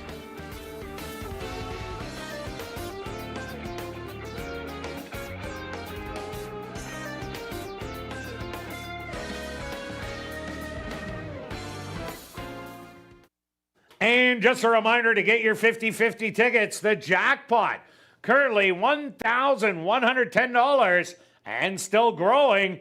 Tickets 1 for 10, 10 for 20, 50 for 50, or 200 for $100. You can get your tickets at Guest Services, the VLT Cashier's Cage, from the roaming 50-50 ticket seller, or just go online at 5050.asdowns.com. Ticket sales will close at 9:50 p.m. The draw will take place at 10 p.m. tonight, and proceeds will benefit Final Furlong and the Winners Foundation. And take note that you don't need to be present to claim your prize. Check asdowns.com for the winning number.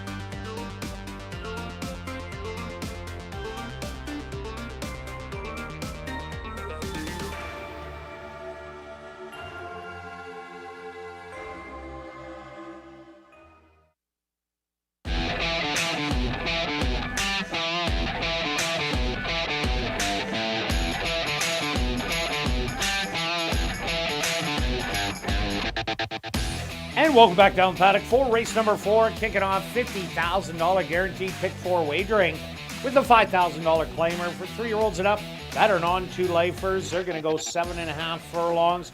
Scratch number 7, Pino Bambino. Quick look back at race number 3, well stretch, Rocky Top Mischief. Tried something a little bit different.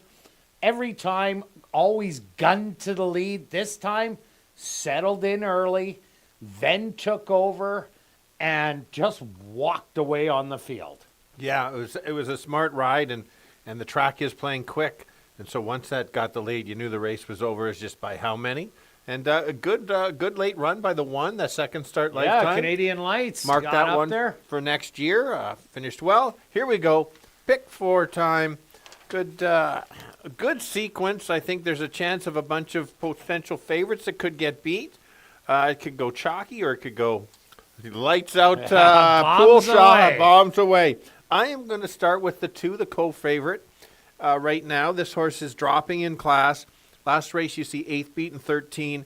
Well, that was a tough field. You look, they went in 12 and change. Showed speed early.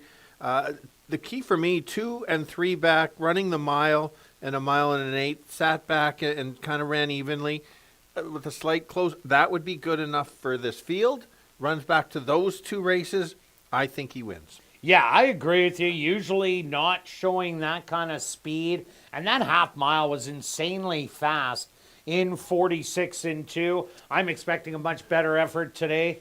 Also look at number 5, Mo Mambo. Yes, it is a maiden tackling winners in here. But if you like the 1, Attaboy Cookie, or the 6, Little Eddie, you got to like number 5, Mo Mambo. This horse made a big move on the outside and was ahead of Attaboy Cookie and Little Eddie as they hit the head of the lane.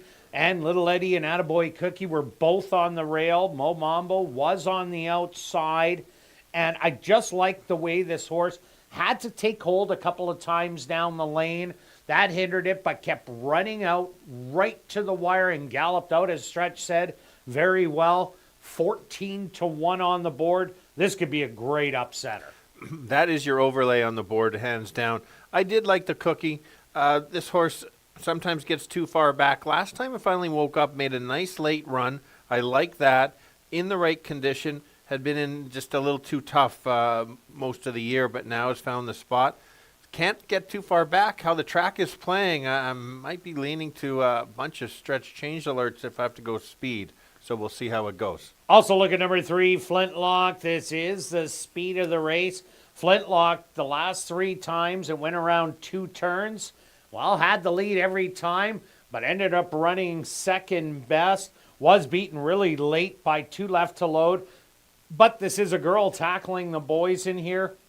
And I think it's a much tougher race. Yeah, that's fair. And the one we don't have in our top 3 is the 6, which we probably both should have. This horse beat a couple of the horses last time out. I like that the horses got the 2 wins, and whereas the others have less. This horse can sit close, make the move. Repeat effort certainly can be right there. You saw the race at a little higher level, 2 and 3 back. And number 4, Pickin' Riffs, tried to steal it last time out, but was battling every step of the way, lost by 3/4 of a length. But that was a really good race by Picking Riffs. This is a horse that can stalk and pounce.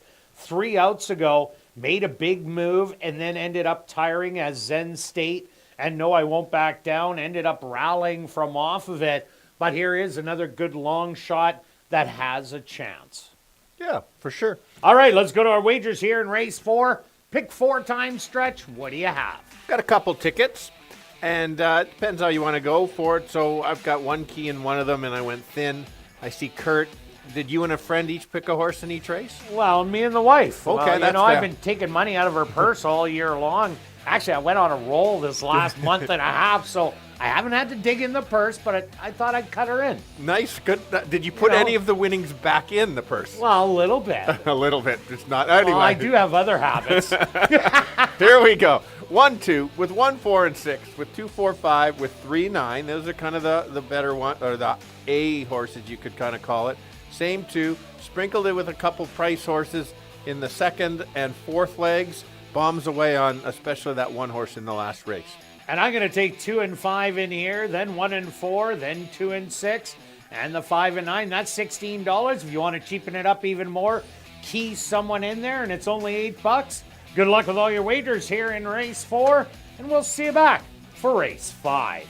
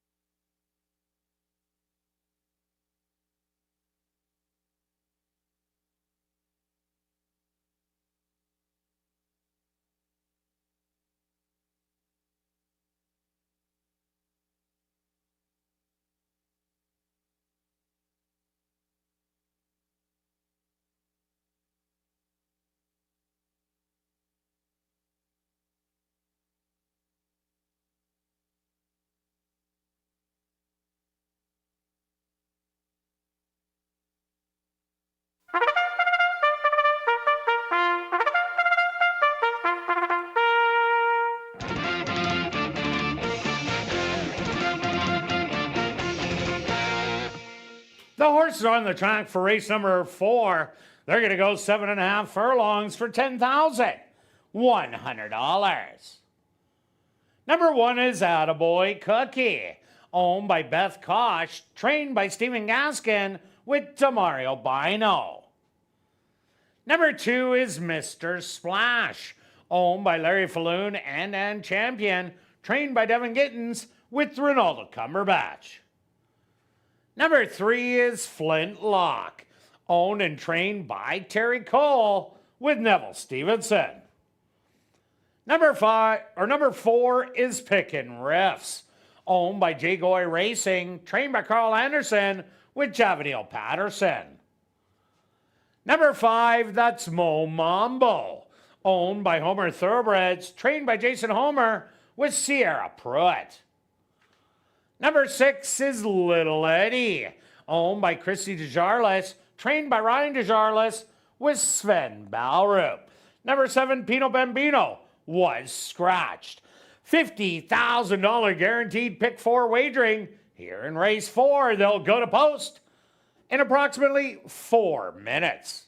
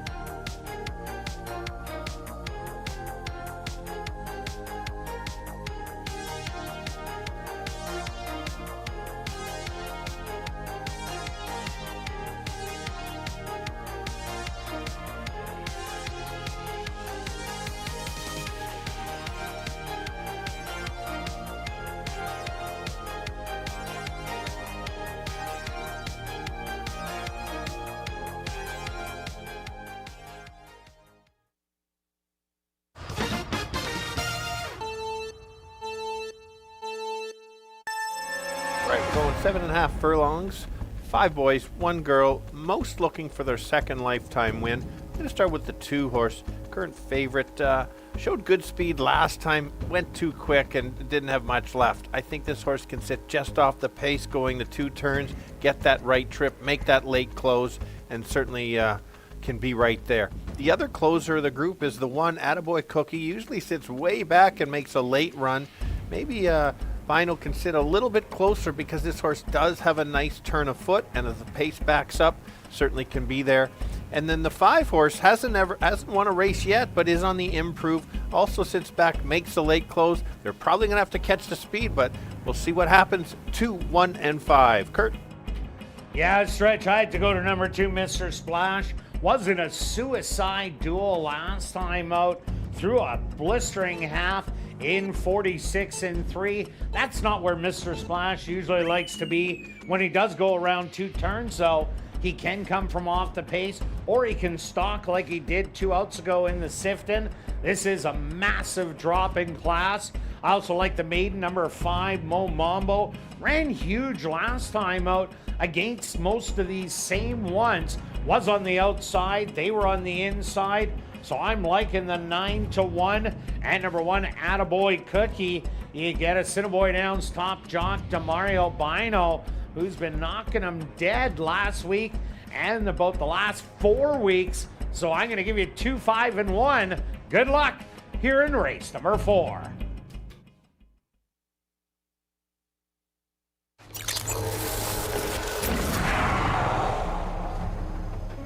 It's now 2 minutes to post time at ASD.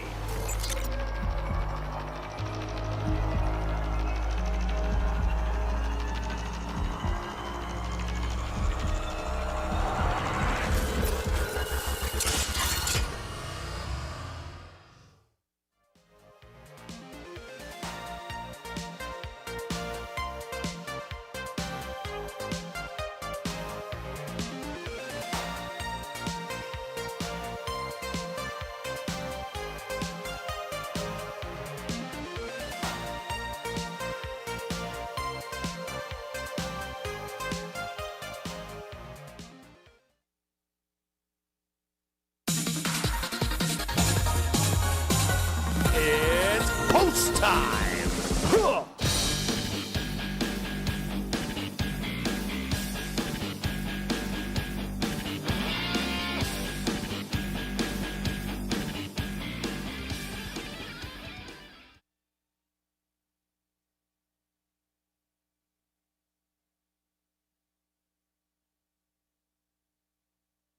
Mr. Splash, the current 3-2 favorite.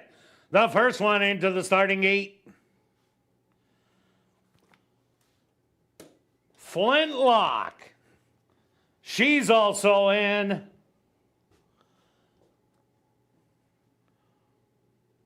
Next up, Pickin' Riffs. The maiden Mo Mambo steps up and in. Just 2 left to load. Little Eddie. Pickin' Riffs fractious in the gates. Slight delay into the running of race 4.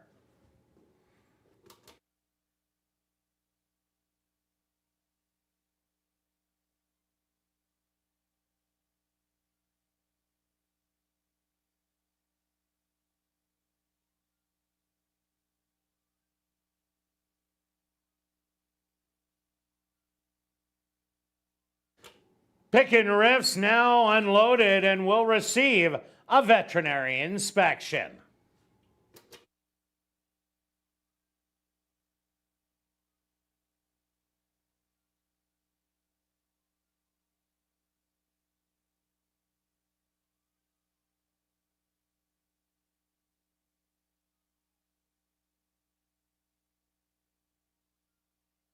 Ladies and gentlemen, a late scratch to report, and this is the 4th race. Scratch number 4, Pickin' Riffs. Once again, a late scratch to report, and this is the 4th race. Scratch number 4, Pickin' Riffs. If you wagered on number 4, Pickin' Riffs, there will be a complete refund. if you're alive in a daily double with number 2 Rocky Top Mischief to number 4 Picking Riffs. There will be a consolation payout if you had number 4 Picking Riffs in your pick 3s, pick 4s, or pick 5s. The favorite at post time will be substituted. Late scratch here in the 4th race of number 4 Picking Riffs. And ladies and gentlemen, with that scratch, the gate is being unloaded. Approximate post time, 2 minutes away.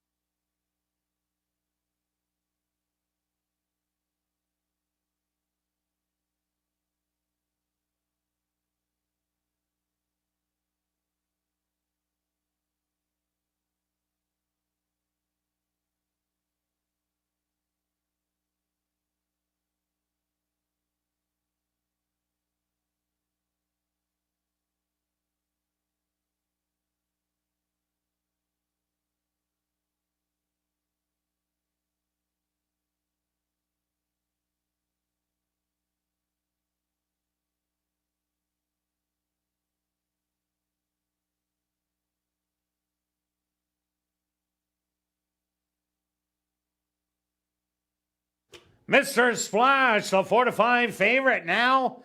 The first one in.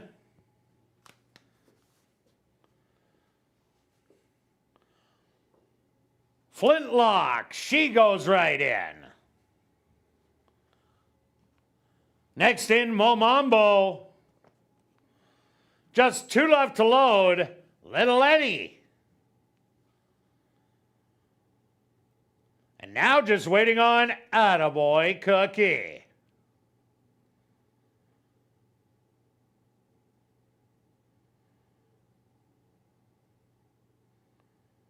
The field is set. They're at the post. And they're off. From the inside, Mr. Splash. Away well on the inside, but there goes Flintlock to her familiar position on the front end. On the far outside, Little Eddie in between horses, Momambo. Mr. Splash hugging the rail and the trailer as expected. Attaboy Cookie, but actually quite close up, only 5 lengths off of it. Flintlock cuts the opening quarter in a walking 27-1. And Flintlock with the lead by a length and a half. Momambo to the outside in second. Mr. Splash on the rail, trying to move up in third. Little Eddie, and then Attaboy Cookie can still see them all. 25 seconds, second quarter. The half, 52 seconds. The leader, Flintlock, but here comes Mr. Splash to start after Flintlock, fading back Momambo, and then it's back to Little Eddie and Attaboy Cookie. They hit the head of the lane. Mr. Splash now just blows on by and takes the lead by 3 3/4, 1:16 Flintlock back to second. Attaboy Cookie making a big move on the outside, but it's going to be too late. It's all Mr. Splash winning by 4. Second is going to go to Attaboy Cookie. Looked like Momambo held on for third over Little Eddie.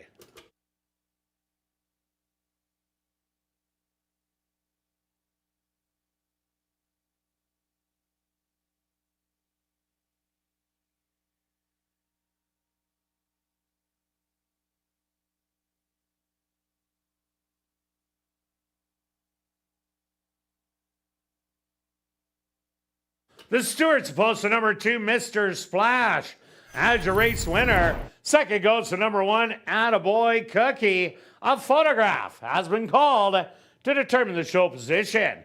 They went the opening quarter 27-1, the half 52 seconds. 3/4, 1:16 7 furlongs, 1:29 3. Time for the 7.5 furlongs, 136-1. Results of the photos show number 5, Mo Mambo, finishing third. Fourth goes to number 6, Little Eddie.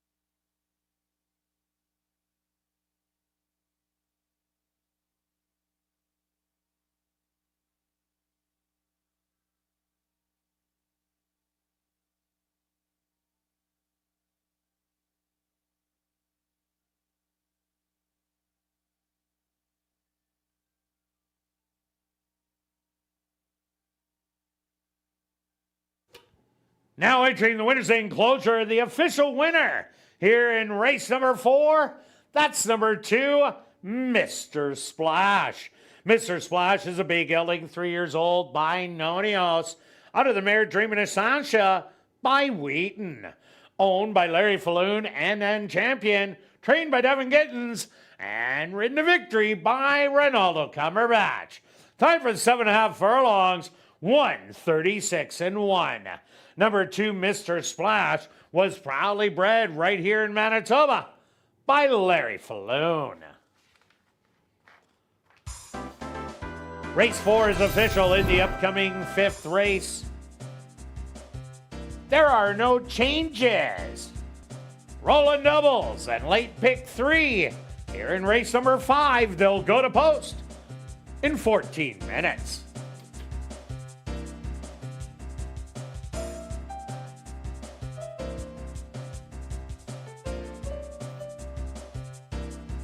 And make sure you join us tomorrow for a night made just for the girls. Food and drink specials and special $100 cash draws that are all just for the girls. It's Girls' Night Out here at Assiniboia Downs, and that'll take place tomorrow.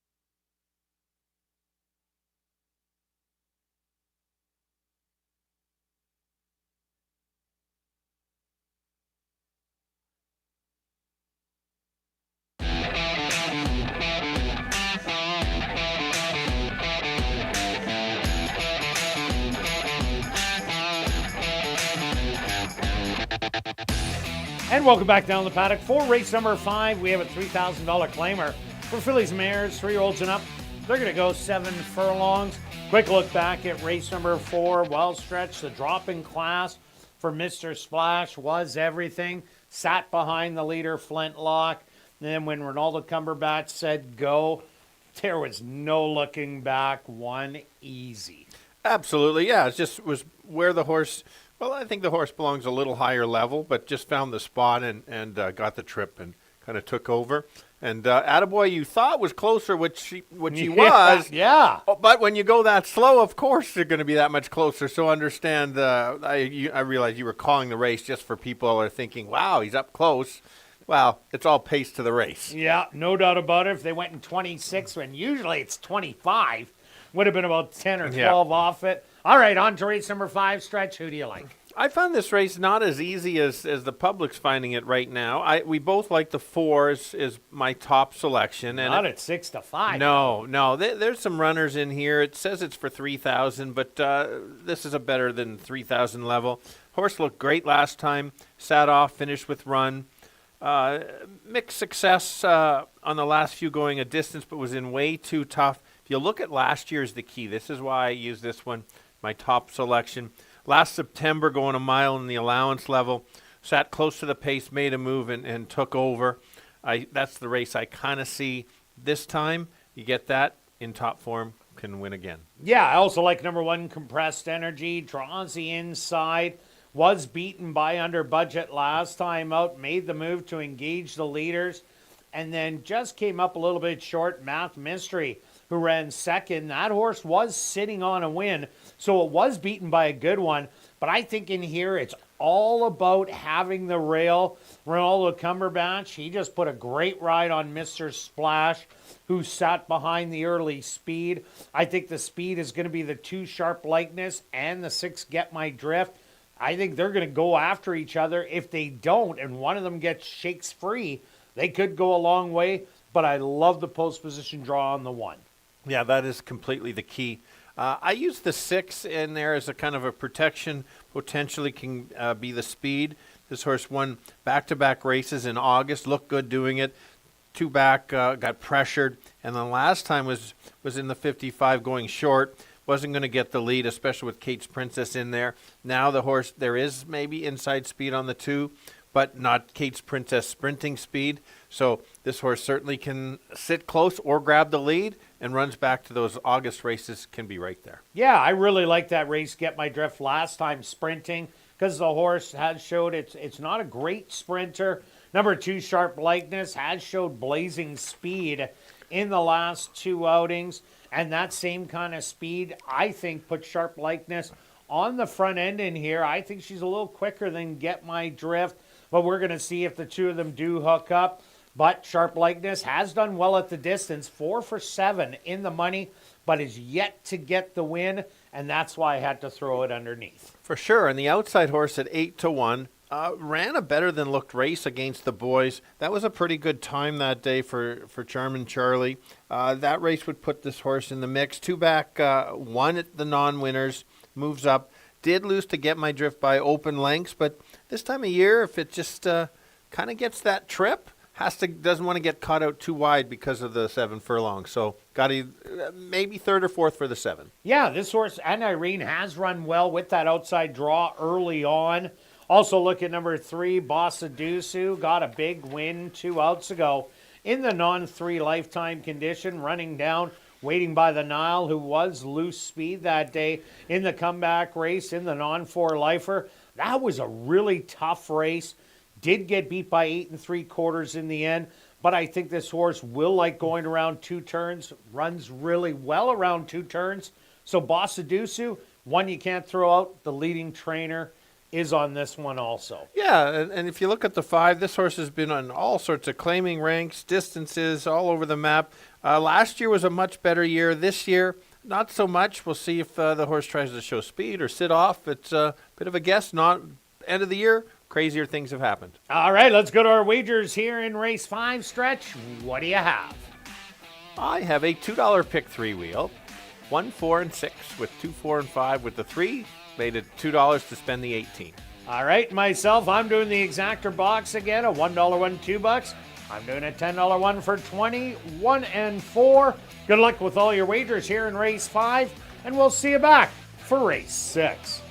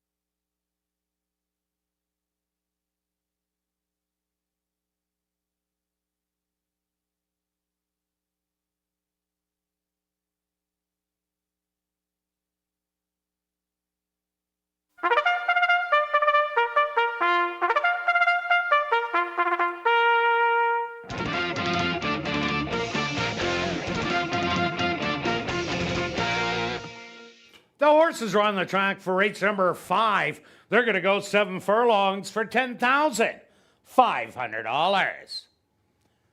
Number 1 is Compressed Energy, owned by Artisan Farms Drop and Racing and Parker Wallette, trained by Steve Keplin Jr.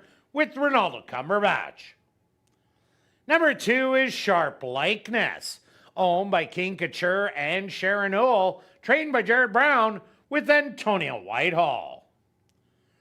Number 3, that's Bossa Dusu, owned by Artisan Farms, trained by Steve Keplin Jr. with Neville Stevenson. Number 4 is Under Budget, owned by A2 Thoroughbreds, trained by Michael Nault with Demario Bino. Number 5, JJ's American Diva, owned by Life's Journey, trained by Curtis Maxwell with Arthur Badu. Number 6 is Get My Drift, owned by Henry Witt Jr., trained by Jerry Gorno with Dario Dalrymple. Rounding out the field is number 7, Aunt Irene, owned by Efren Ricketts, trained by Lace Pruitt with Javaniel Patterson. Rolling double and late pick 3. Here in race number 5, they'll go to post in approximately 4 minutes.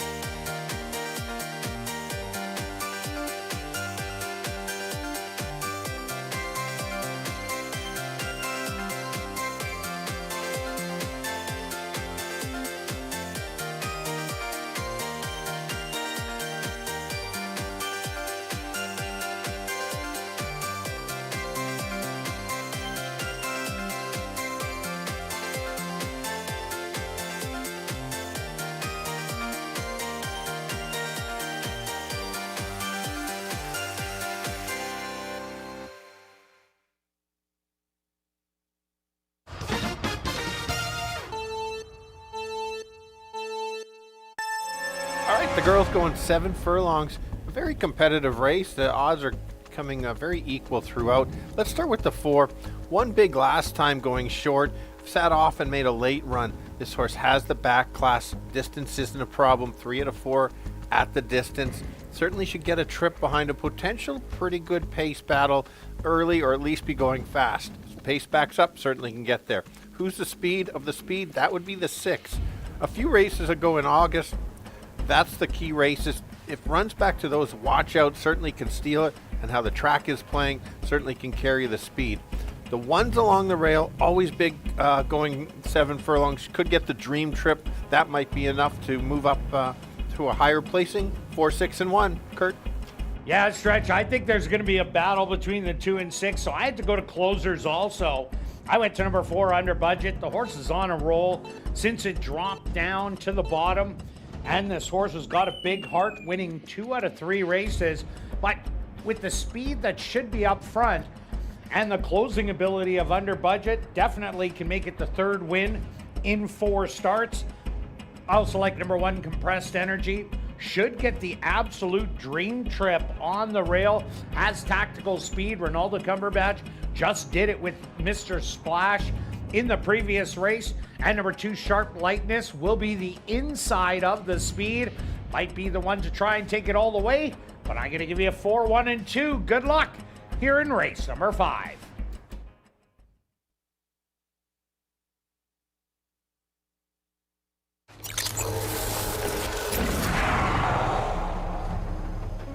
It's now 2 minutes to post time at ASD.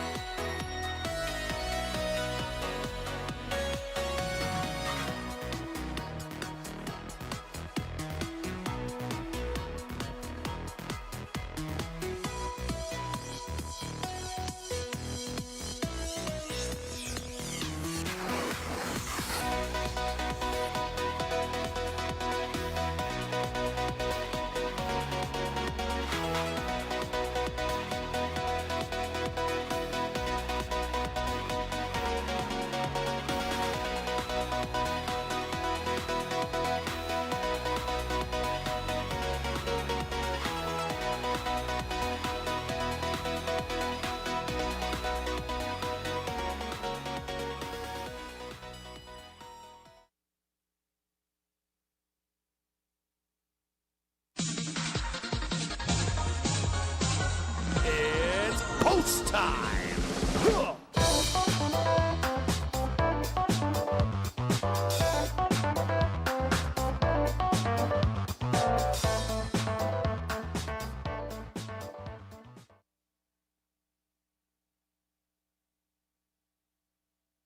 Compressed Energy, the 8 to 5 favorite, is the first one in.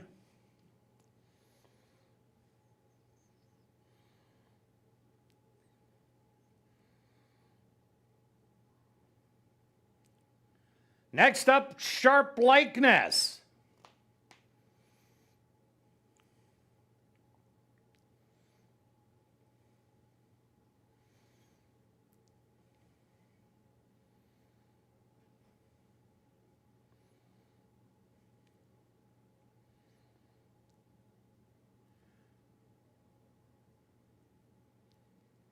Sharp Likeness with a little extra help from the gate crew is now in.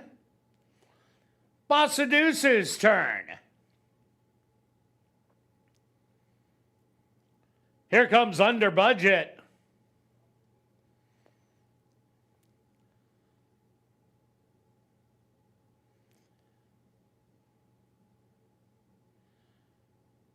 JJ's American Diva walks up and in. Just 2 left to load. Get my drift.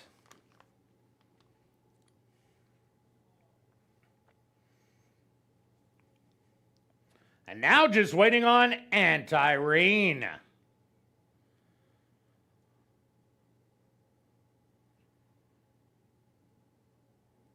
They're all set. They're at the post.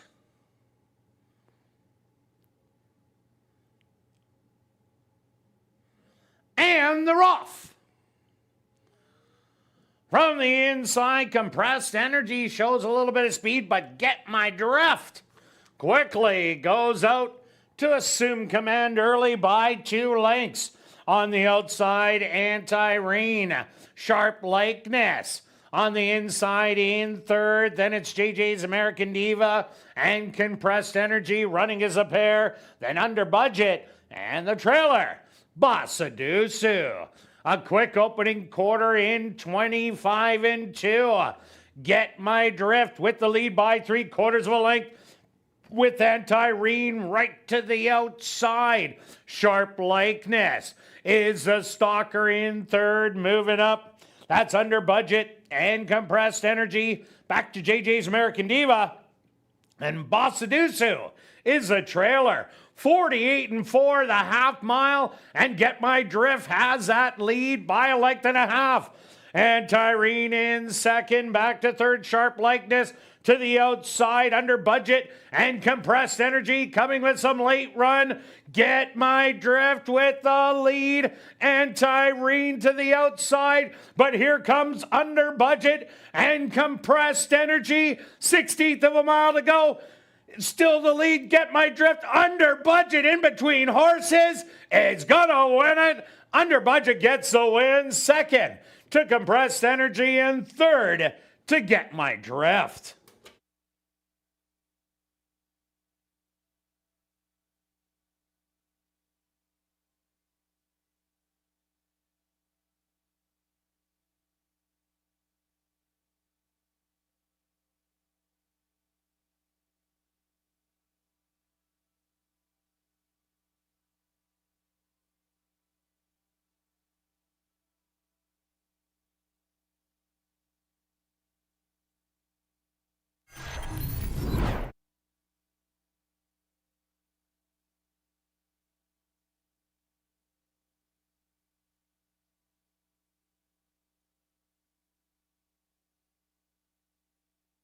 Stewart's supposed to number 4, Under Budget, as your race winner. Second goes to number 1, Compressed Energy. Third to number 6, Get My Drift. A photograph has been called to determine the 4th place finisher. They went the opening quarter 25 and 2, the half 48 and 4, 3/4 115 and 1. Time for the 7 furlongs 1:29 and 1. Results of the photo show number 2, Sharp Likeness, finished in 4th.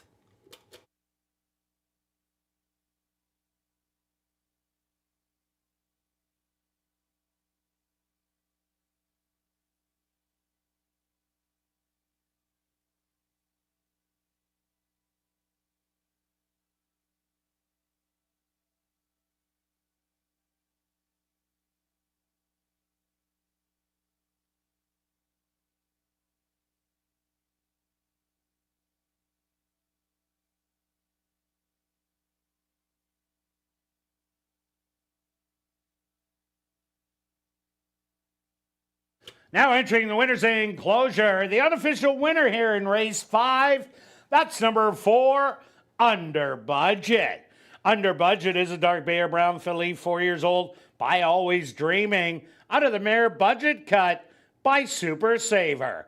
Owned by A2 Thoroughbreds, trained by Michael Nault, and ridden to victory by Damario Bino. Time for the 7 furlongs, 1:29 and 1.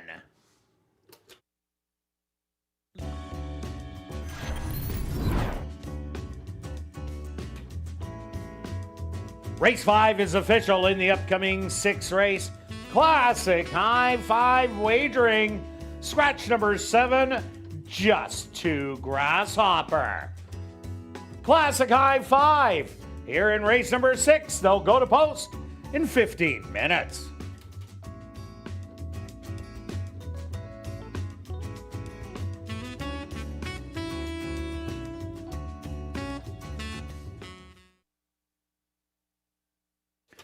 and time is running out to get your 50-50 tickets. The current pool, $2,180 and still growing. Tickets are 1 for 10, 10 for 20, 50 for 50, or 200 for $100.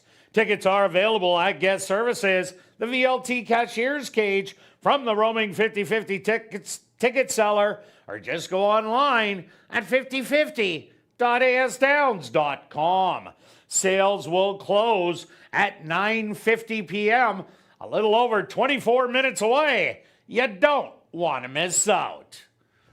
And did you know that every Friday, Saturday, and Sunday in the VLT Lounge, we're giving away $200 cash at 9 p.m.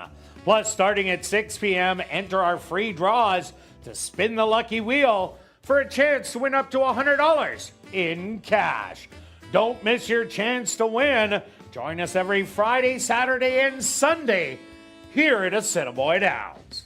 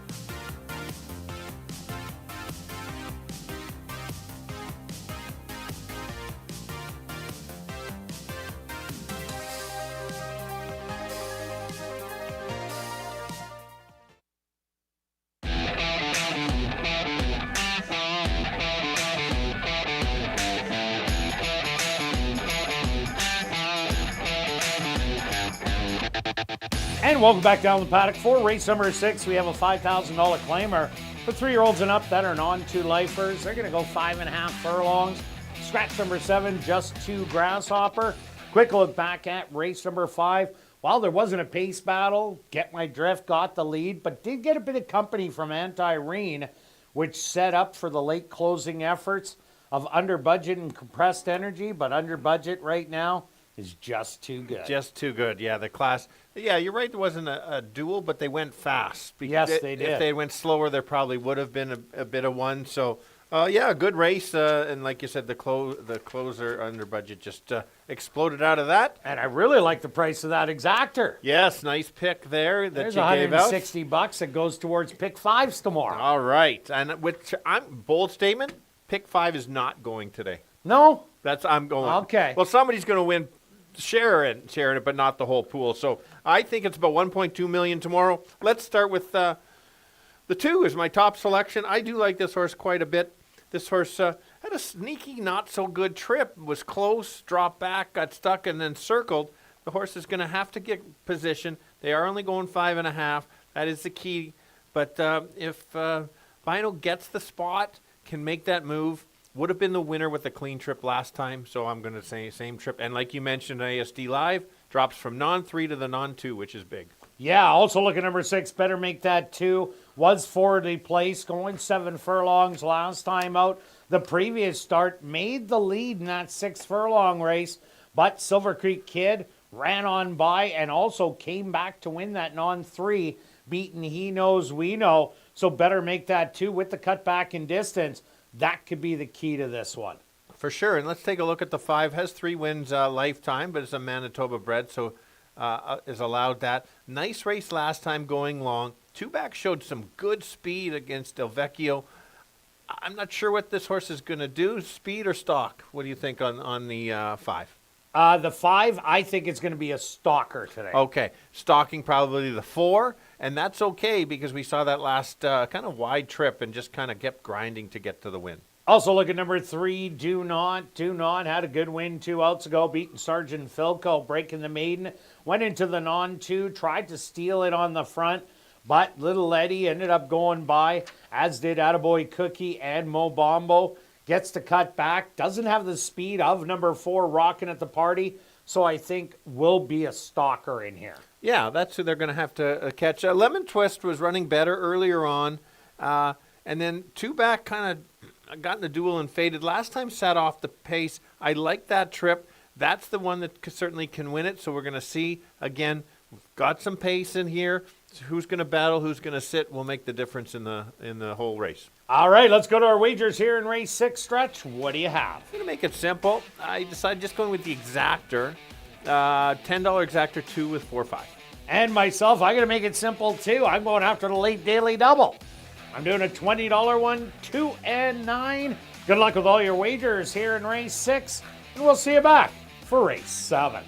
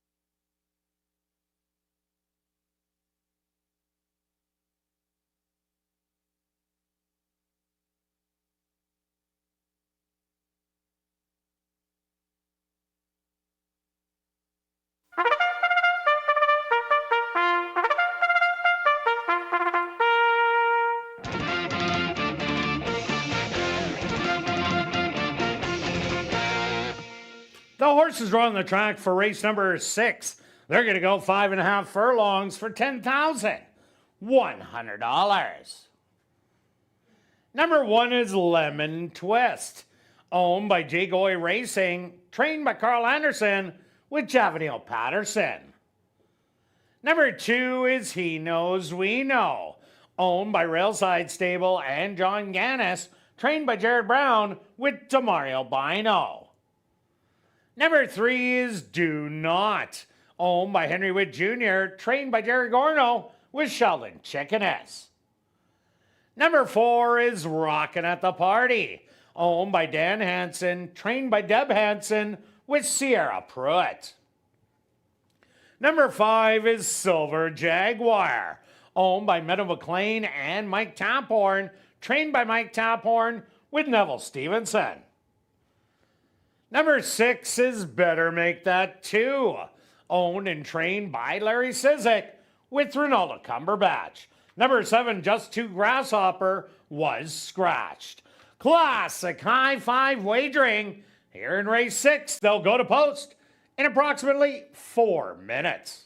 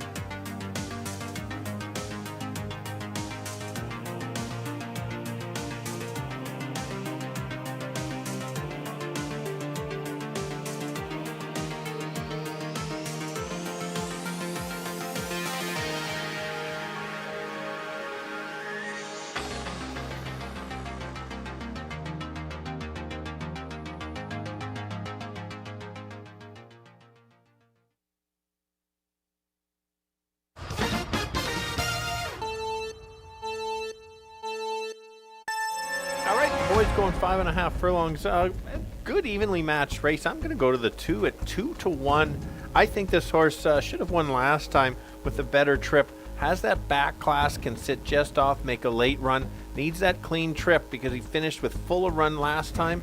Just can't get too far back going only 5.5. The 5 horse, I don't like the price at 6-5. It's got one last time going long from off the pace. 2 back showed some good speed. I think it's going to stalk today. And who's the speed? Catch him if you can. That's the 4 at 8-1. Cuts back in distance, certainly can be there. Like the price, 2, 5, and 4. Kirt?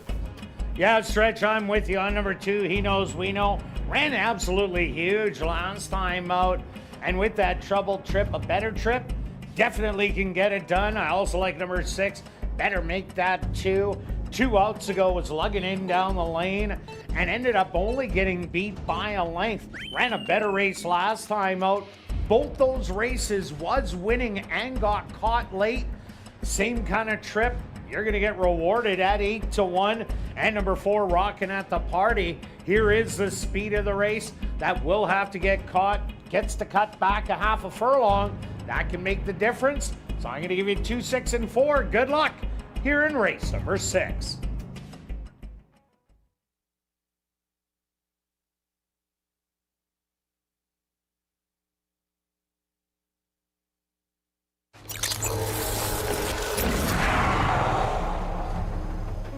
It's now 2 minutes to post time. Your attention, ASD. please, for all the patrons of CSI. The last bus is leaving shortly. That's all the members for CSI. The last bus will be leaving shortly.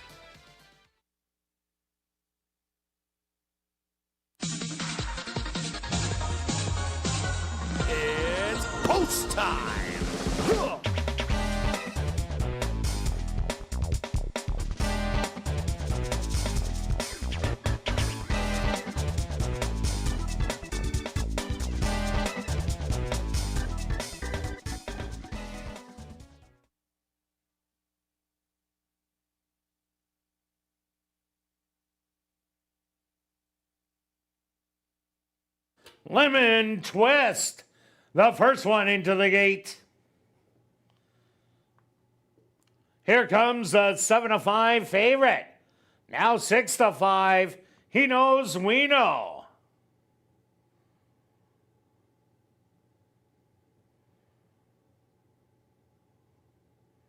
Do Not will be the next one to go in.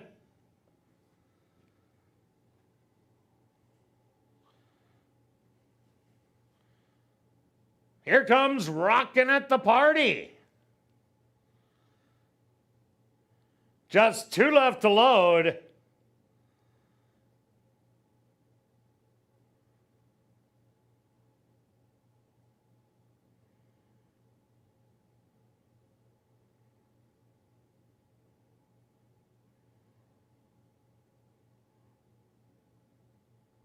Better make that 2. It's going to get an extra little bit of help from the gate crew.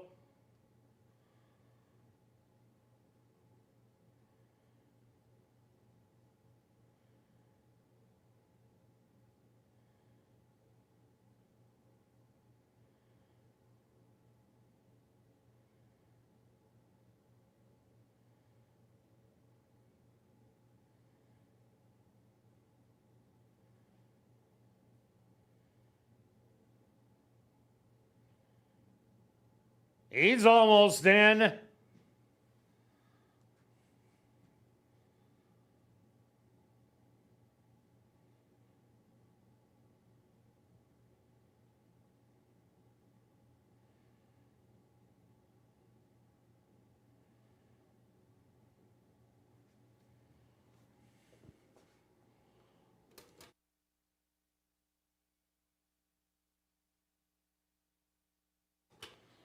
And now just waiting on Silver Jaguar. They're all set. They're at the post.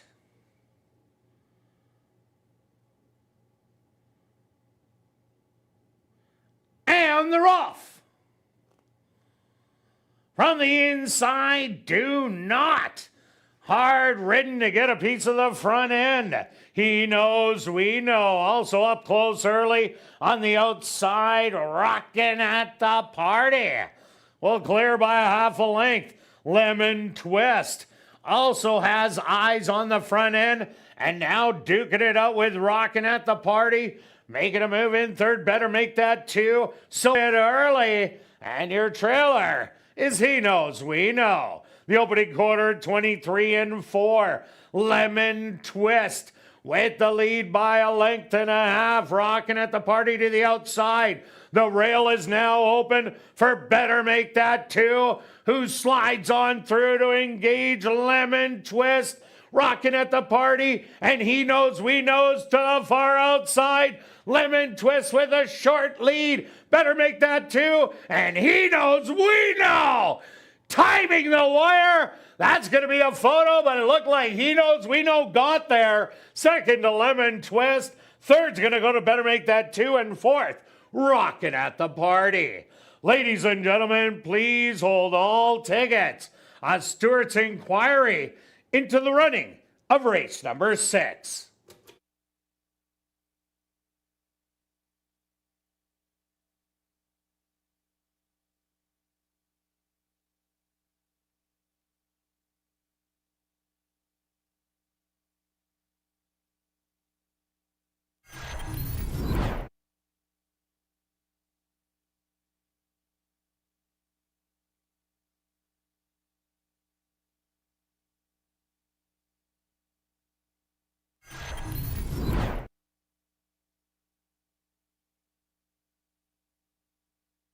The Stewarts have requested a photograph to determine the winning horse.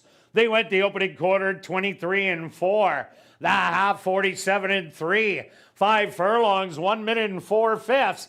Time for the 5.5 furlongs, 107-3. Results of the photo show the winner number 2.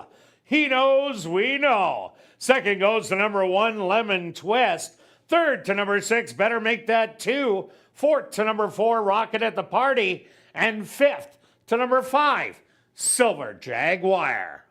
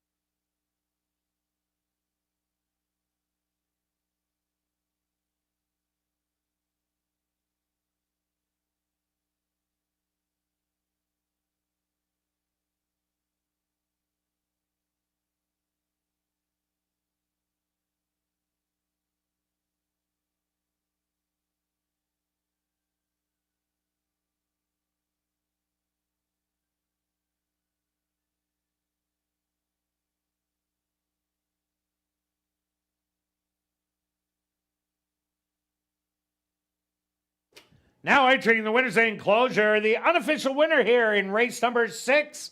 That's number 2. He Knows We Know. He Knows We Know is a chestnut gelding, 3 years old, by Kentucky Bear. Out of the mare Knows the Pose by Going Commando. Owned by Railside Stable and John Gannis. Trained by Jared Brown.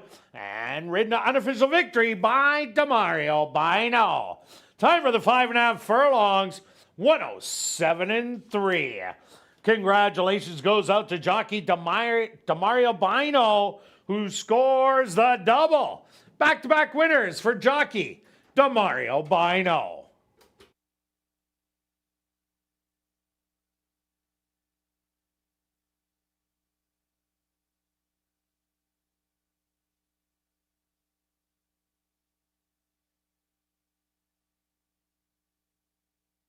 And ladies and gentlemen, after reviewing the films, the stewards are removing the inquiry sign off the board. 2, 1, 6, 4, and 5 will become official.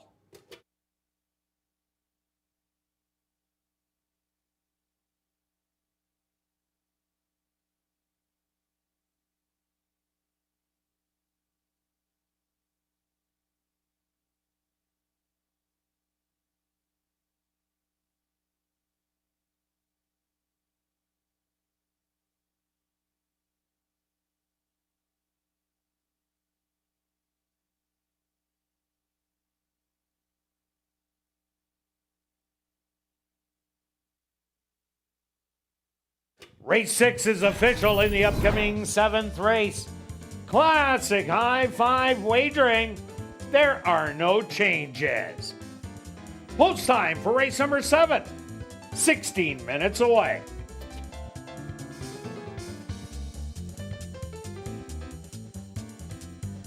And after the final race, be sure to head up to the clubhouse for our popular Crazy Hour.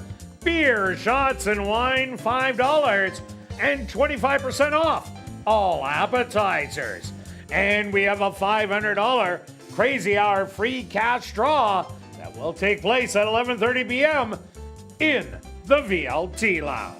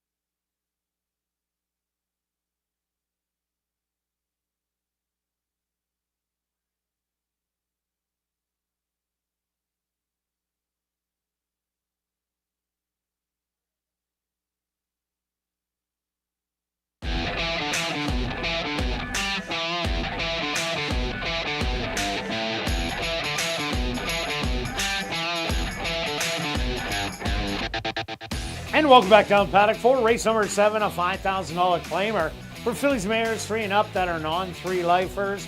They're going to go 6 furlongs. Quick look back at race number 6. Well, Stretch, he knows we know.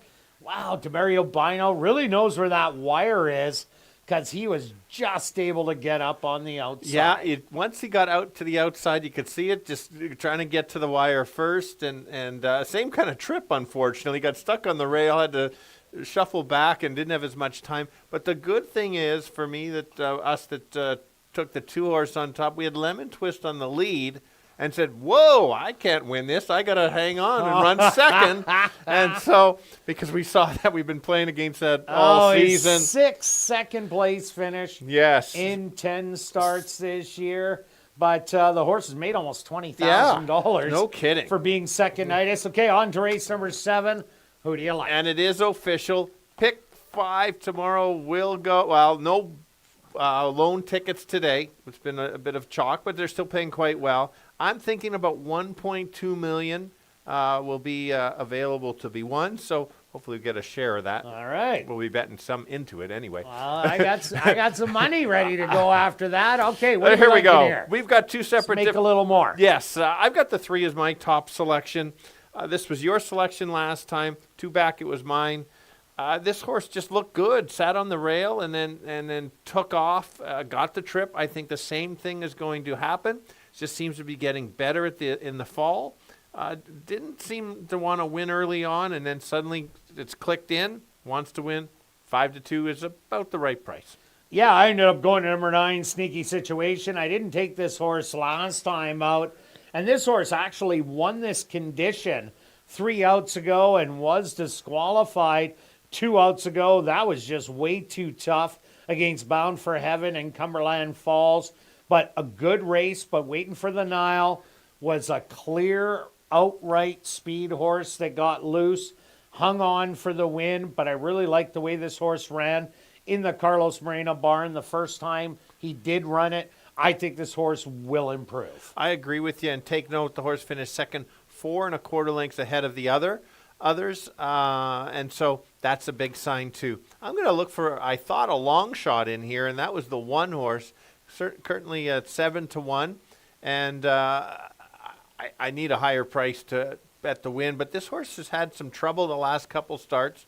3 back ran a nice second. I think this horse could get the rail trip, needs a clean trip, and if there's a battle up front, and we're in the non-3 condition, this is where some long shots, and we haven't seen one in a while. Maybe today's the day. Do you remember why I took Dogwoods? Is because it was 5.5, and the last 2 times it ran 5.5, it ran second. Yes, that's true. And today's 6 furlongs, but okay, you can take that one. My long shot in here is number 6, My Request, 24-1 right now. Throw out the 7.5 furlong race. Ran a good 3rd beaten 3, 4th beaten 2, and 4th beaten 4 last time out. Was 4 lengths behind Sneaky Situation, but took a while to get rolling. Now Javaniel Patterson does jump aboard by request. So if the speed backs up, watch for this horse to come flying. For sure. And let's take a look at the 8. This horse won 2 back, won the non-2. Now obviously goes into the non-3. Didn't show much, was wide throughout. Needs to go back to a couple of those other races. This horse was better earlier in the meet, but the right trip certainly can get there, at least to complete the try or the super. And ladies and gentlemen, we have a late rider change here in the 7th. Number 7, Olive's Candy, will now be ridden by Sierra Pruitt. Once again, in this is 7th race, number 7, Olive's Candy. Make the rider Sierra Pruitt. Olive's Candy is cutting back off of route races. But the last time this horse did sprint was 5th beaten 1.5 in the 2nd start of the year at the $10,000 level. That was a dynamite race, and I was playing this horse because of that race. Hasn't been able to duplicate it, but maybe today this horse will be able to jump up and run that same kind of race. For sure. Let's take a look at the 4 horse. Has been in this condition a little while, so that always concerns. But again, looking for those prices for 3rd or 4th or 5th in the high 5. That's what you get. Even if the 2 favorites come in, this is a type of horse that can grab 3rd or 4th, sit off and make a late move. they were all in a small pack to finish that 3rd, 4th, and 5th. And number 5, Mystery Dance. This horse took the drop and popped out of the allowances, won by an easy 3 lengths. And I was really impressed by that win, as Flintlock was loose speed on the front end. Mystery Dance, you could see at the 3/8 pole, was eating up ground and easily won. I think it's one of these horses that is peaking late in the meet. So I have this horse in second, but I think it also has a shot to get it done in here at 8-1. Yeah, and one of the true closers is the 2 horse at 14-1. I was surprised when I looked closely. This horse is 3 of 7 in the money. Usually this horse takes a while to get going. They're at least going the 6 furlongs. You look at last year in the fall, ran a couple at 5.5, actually won the maiden race. So maybe there's a shot. I'm more using this horse near the bottom at 4th or 5th. All right, let's go to our wagers here in race 7 stretch. What do you have? I'm going to play a try. 3-9 with All right. 1-3-9 Oh, with I see your little trick here. all. And then, you know what? I'm going to start the show parlay a day early because you've got a lot in the bank. So I got to try to catch up to see if you can keep building after last week's freak miracle that nobody saw coming.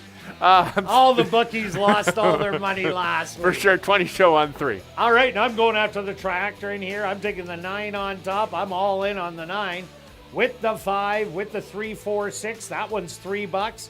Then I'm doing the wedge. 9 with 3, 4, 6 with 5. Another 3, but I'm making them $3 ones. So 9 apiece for 18. Good luck with all your wagers here in race number 7. And we'll see you back tomorrow, the final day of racing, 6:45 Central for ASD Live.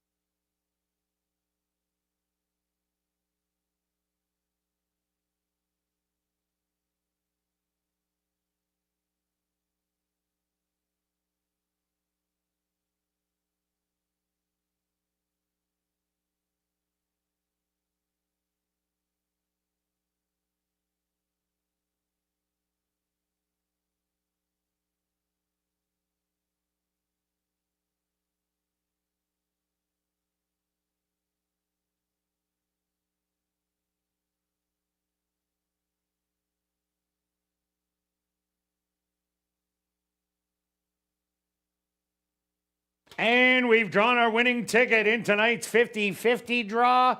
The winning number, 8517981. Once again, the winning number in tonight's 50-50 draw, 8517981. Congratulations, you've won $1,210.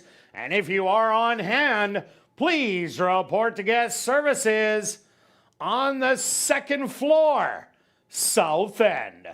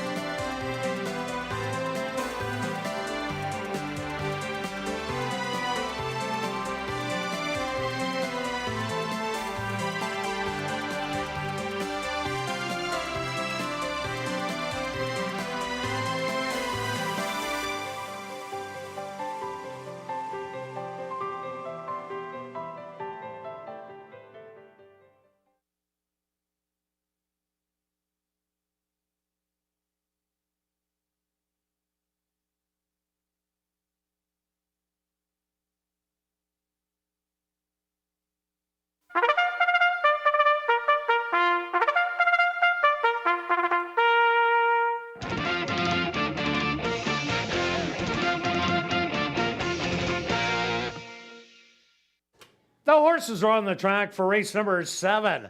They're going to go 6 furlongs for $10,200. Number 1 is Dogwood's Millie Jane, owned by Francis Nelson, trained by Tom Gardaby Jr. with Sachin Paris.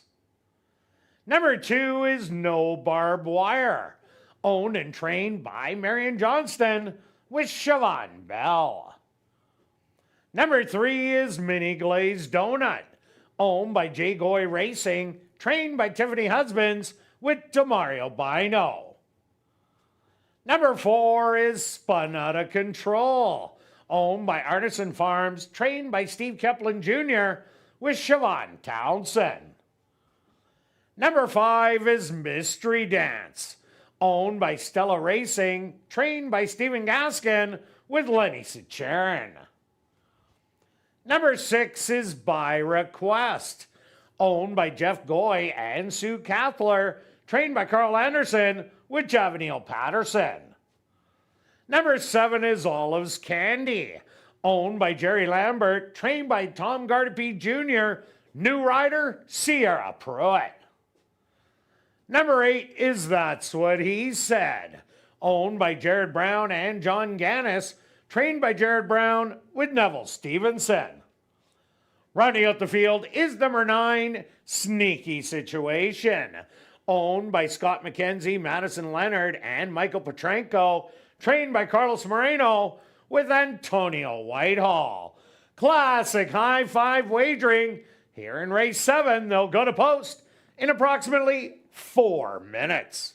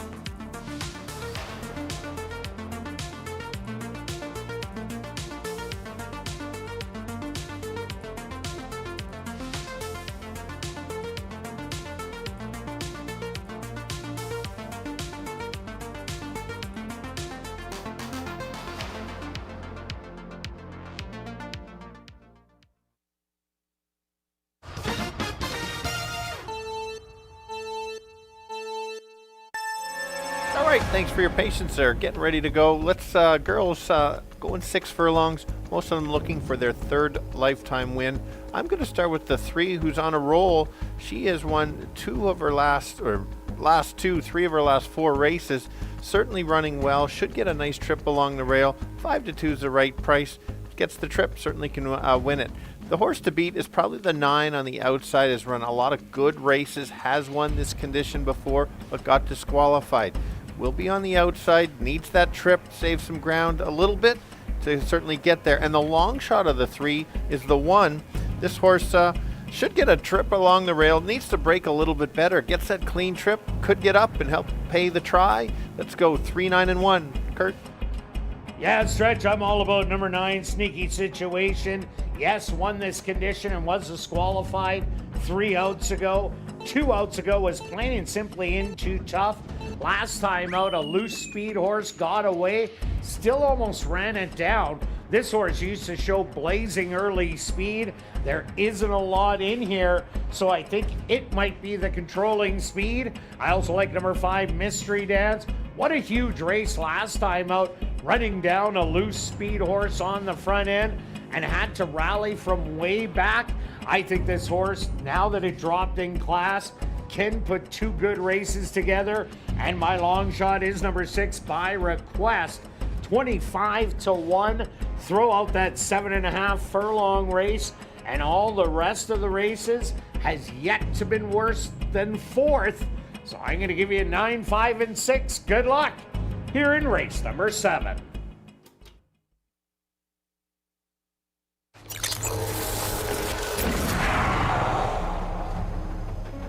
It's now 2 minutes to post time at ASD.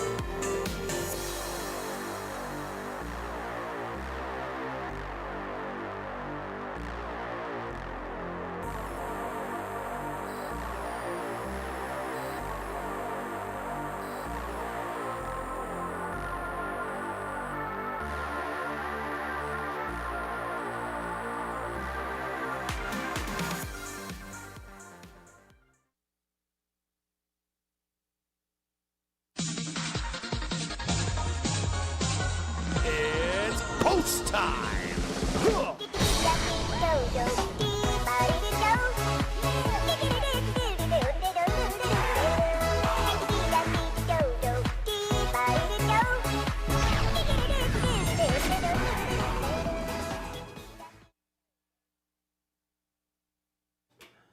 Dogwood's Millie Jane leads them in for the nightcap.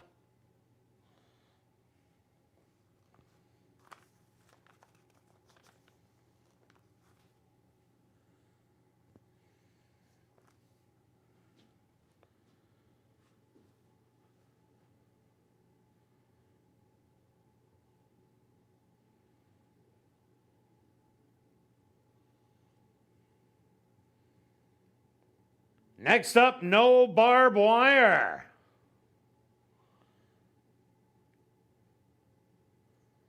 Here comes Mini Glazed Donut. Spun Out of Control is next.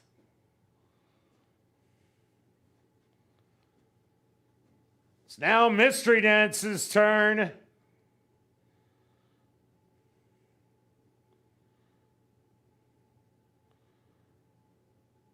By Request walks up and in. Here comes Olive's Candy. Just 2 left to load. That's what he said.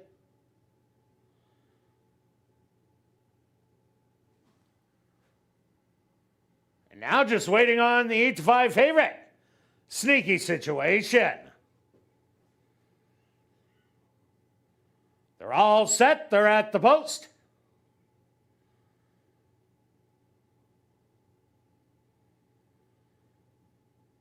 And they're off. From the middle of the track, By Request. Sent out to challenge for the early lead. On the outside, Sneaky Situation. Up forward early.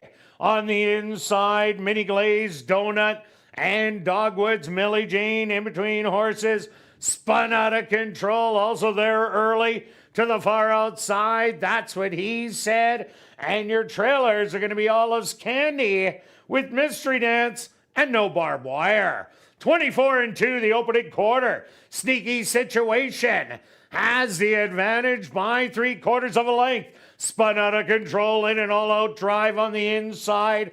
That's what he said.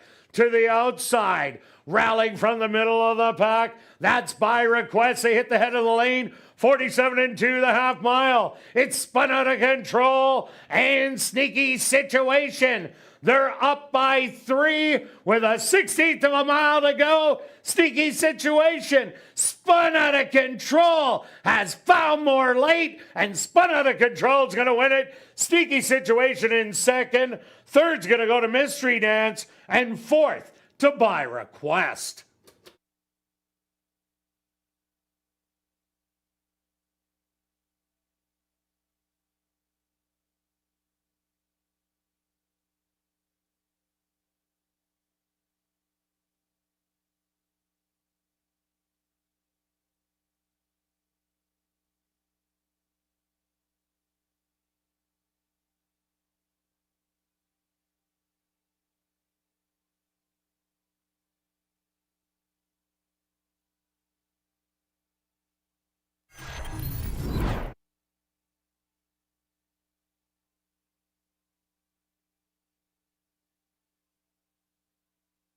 The Stewart's supposed to number 4, Spun Out of Control.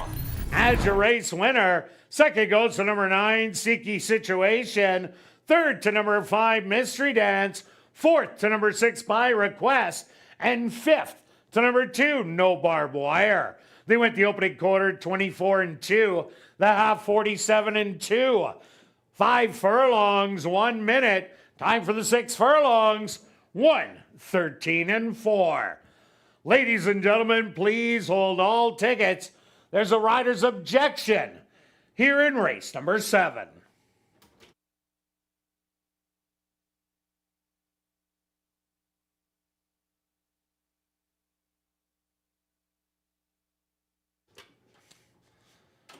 Ladies and gentlemen, Sachin Paris, aboard number 1, Dogwood's Millie Jean, has claimed interference against your unofficial winner, number 4, Spun Out of Control, and jockey Siobhan Townsend. Rider's objection, 1-on-4.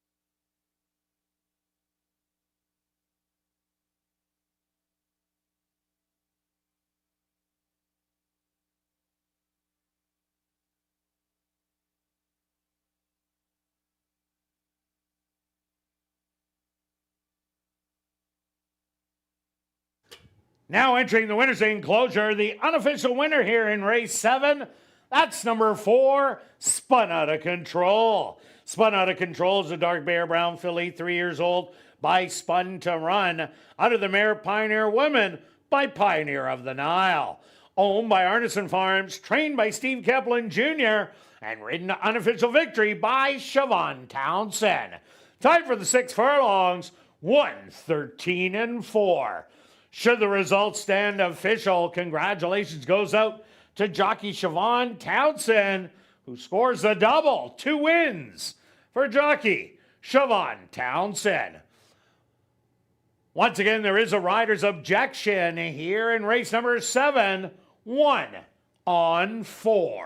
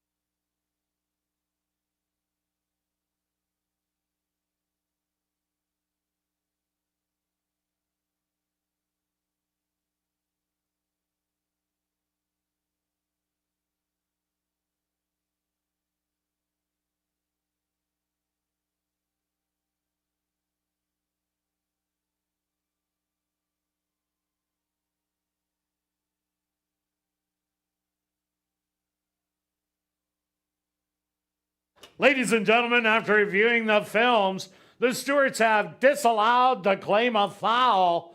4, 9, 5, 6, and 2 will become official.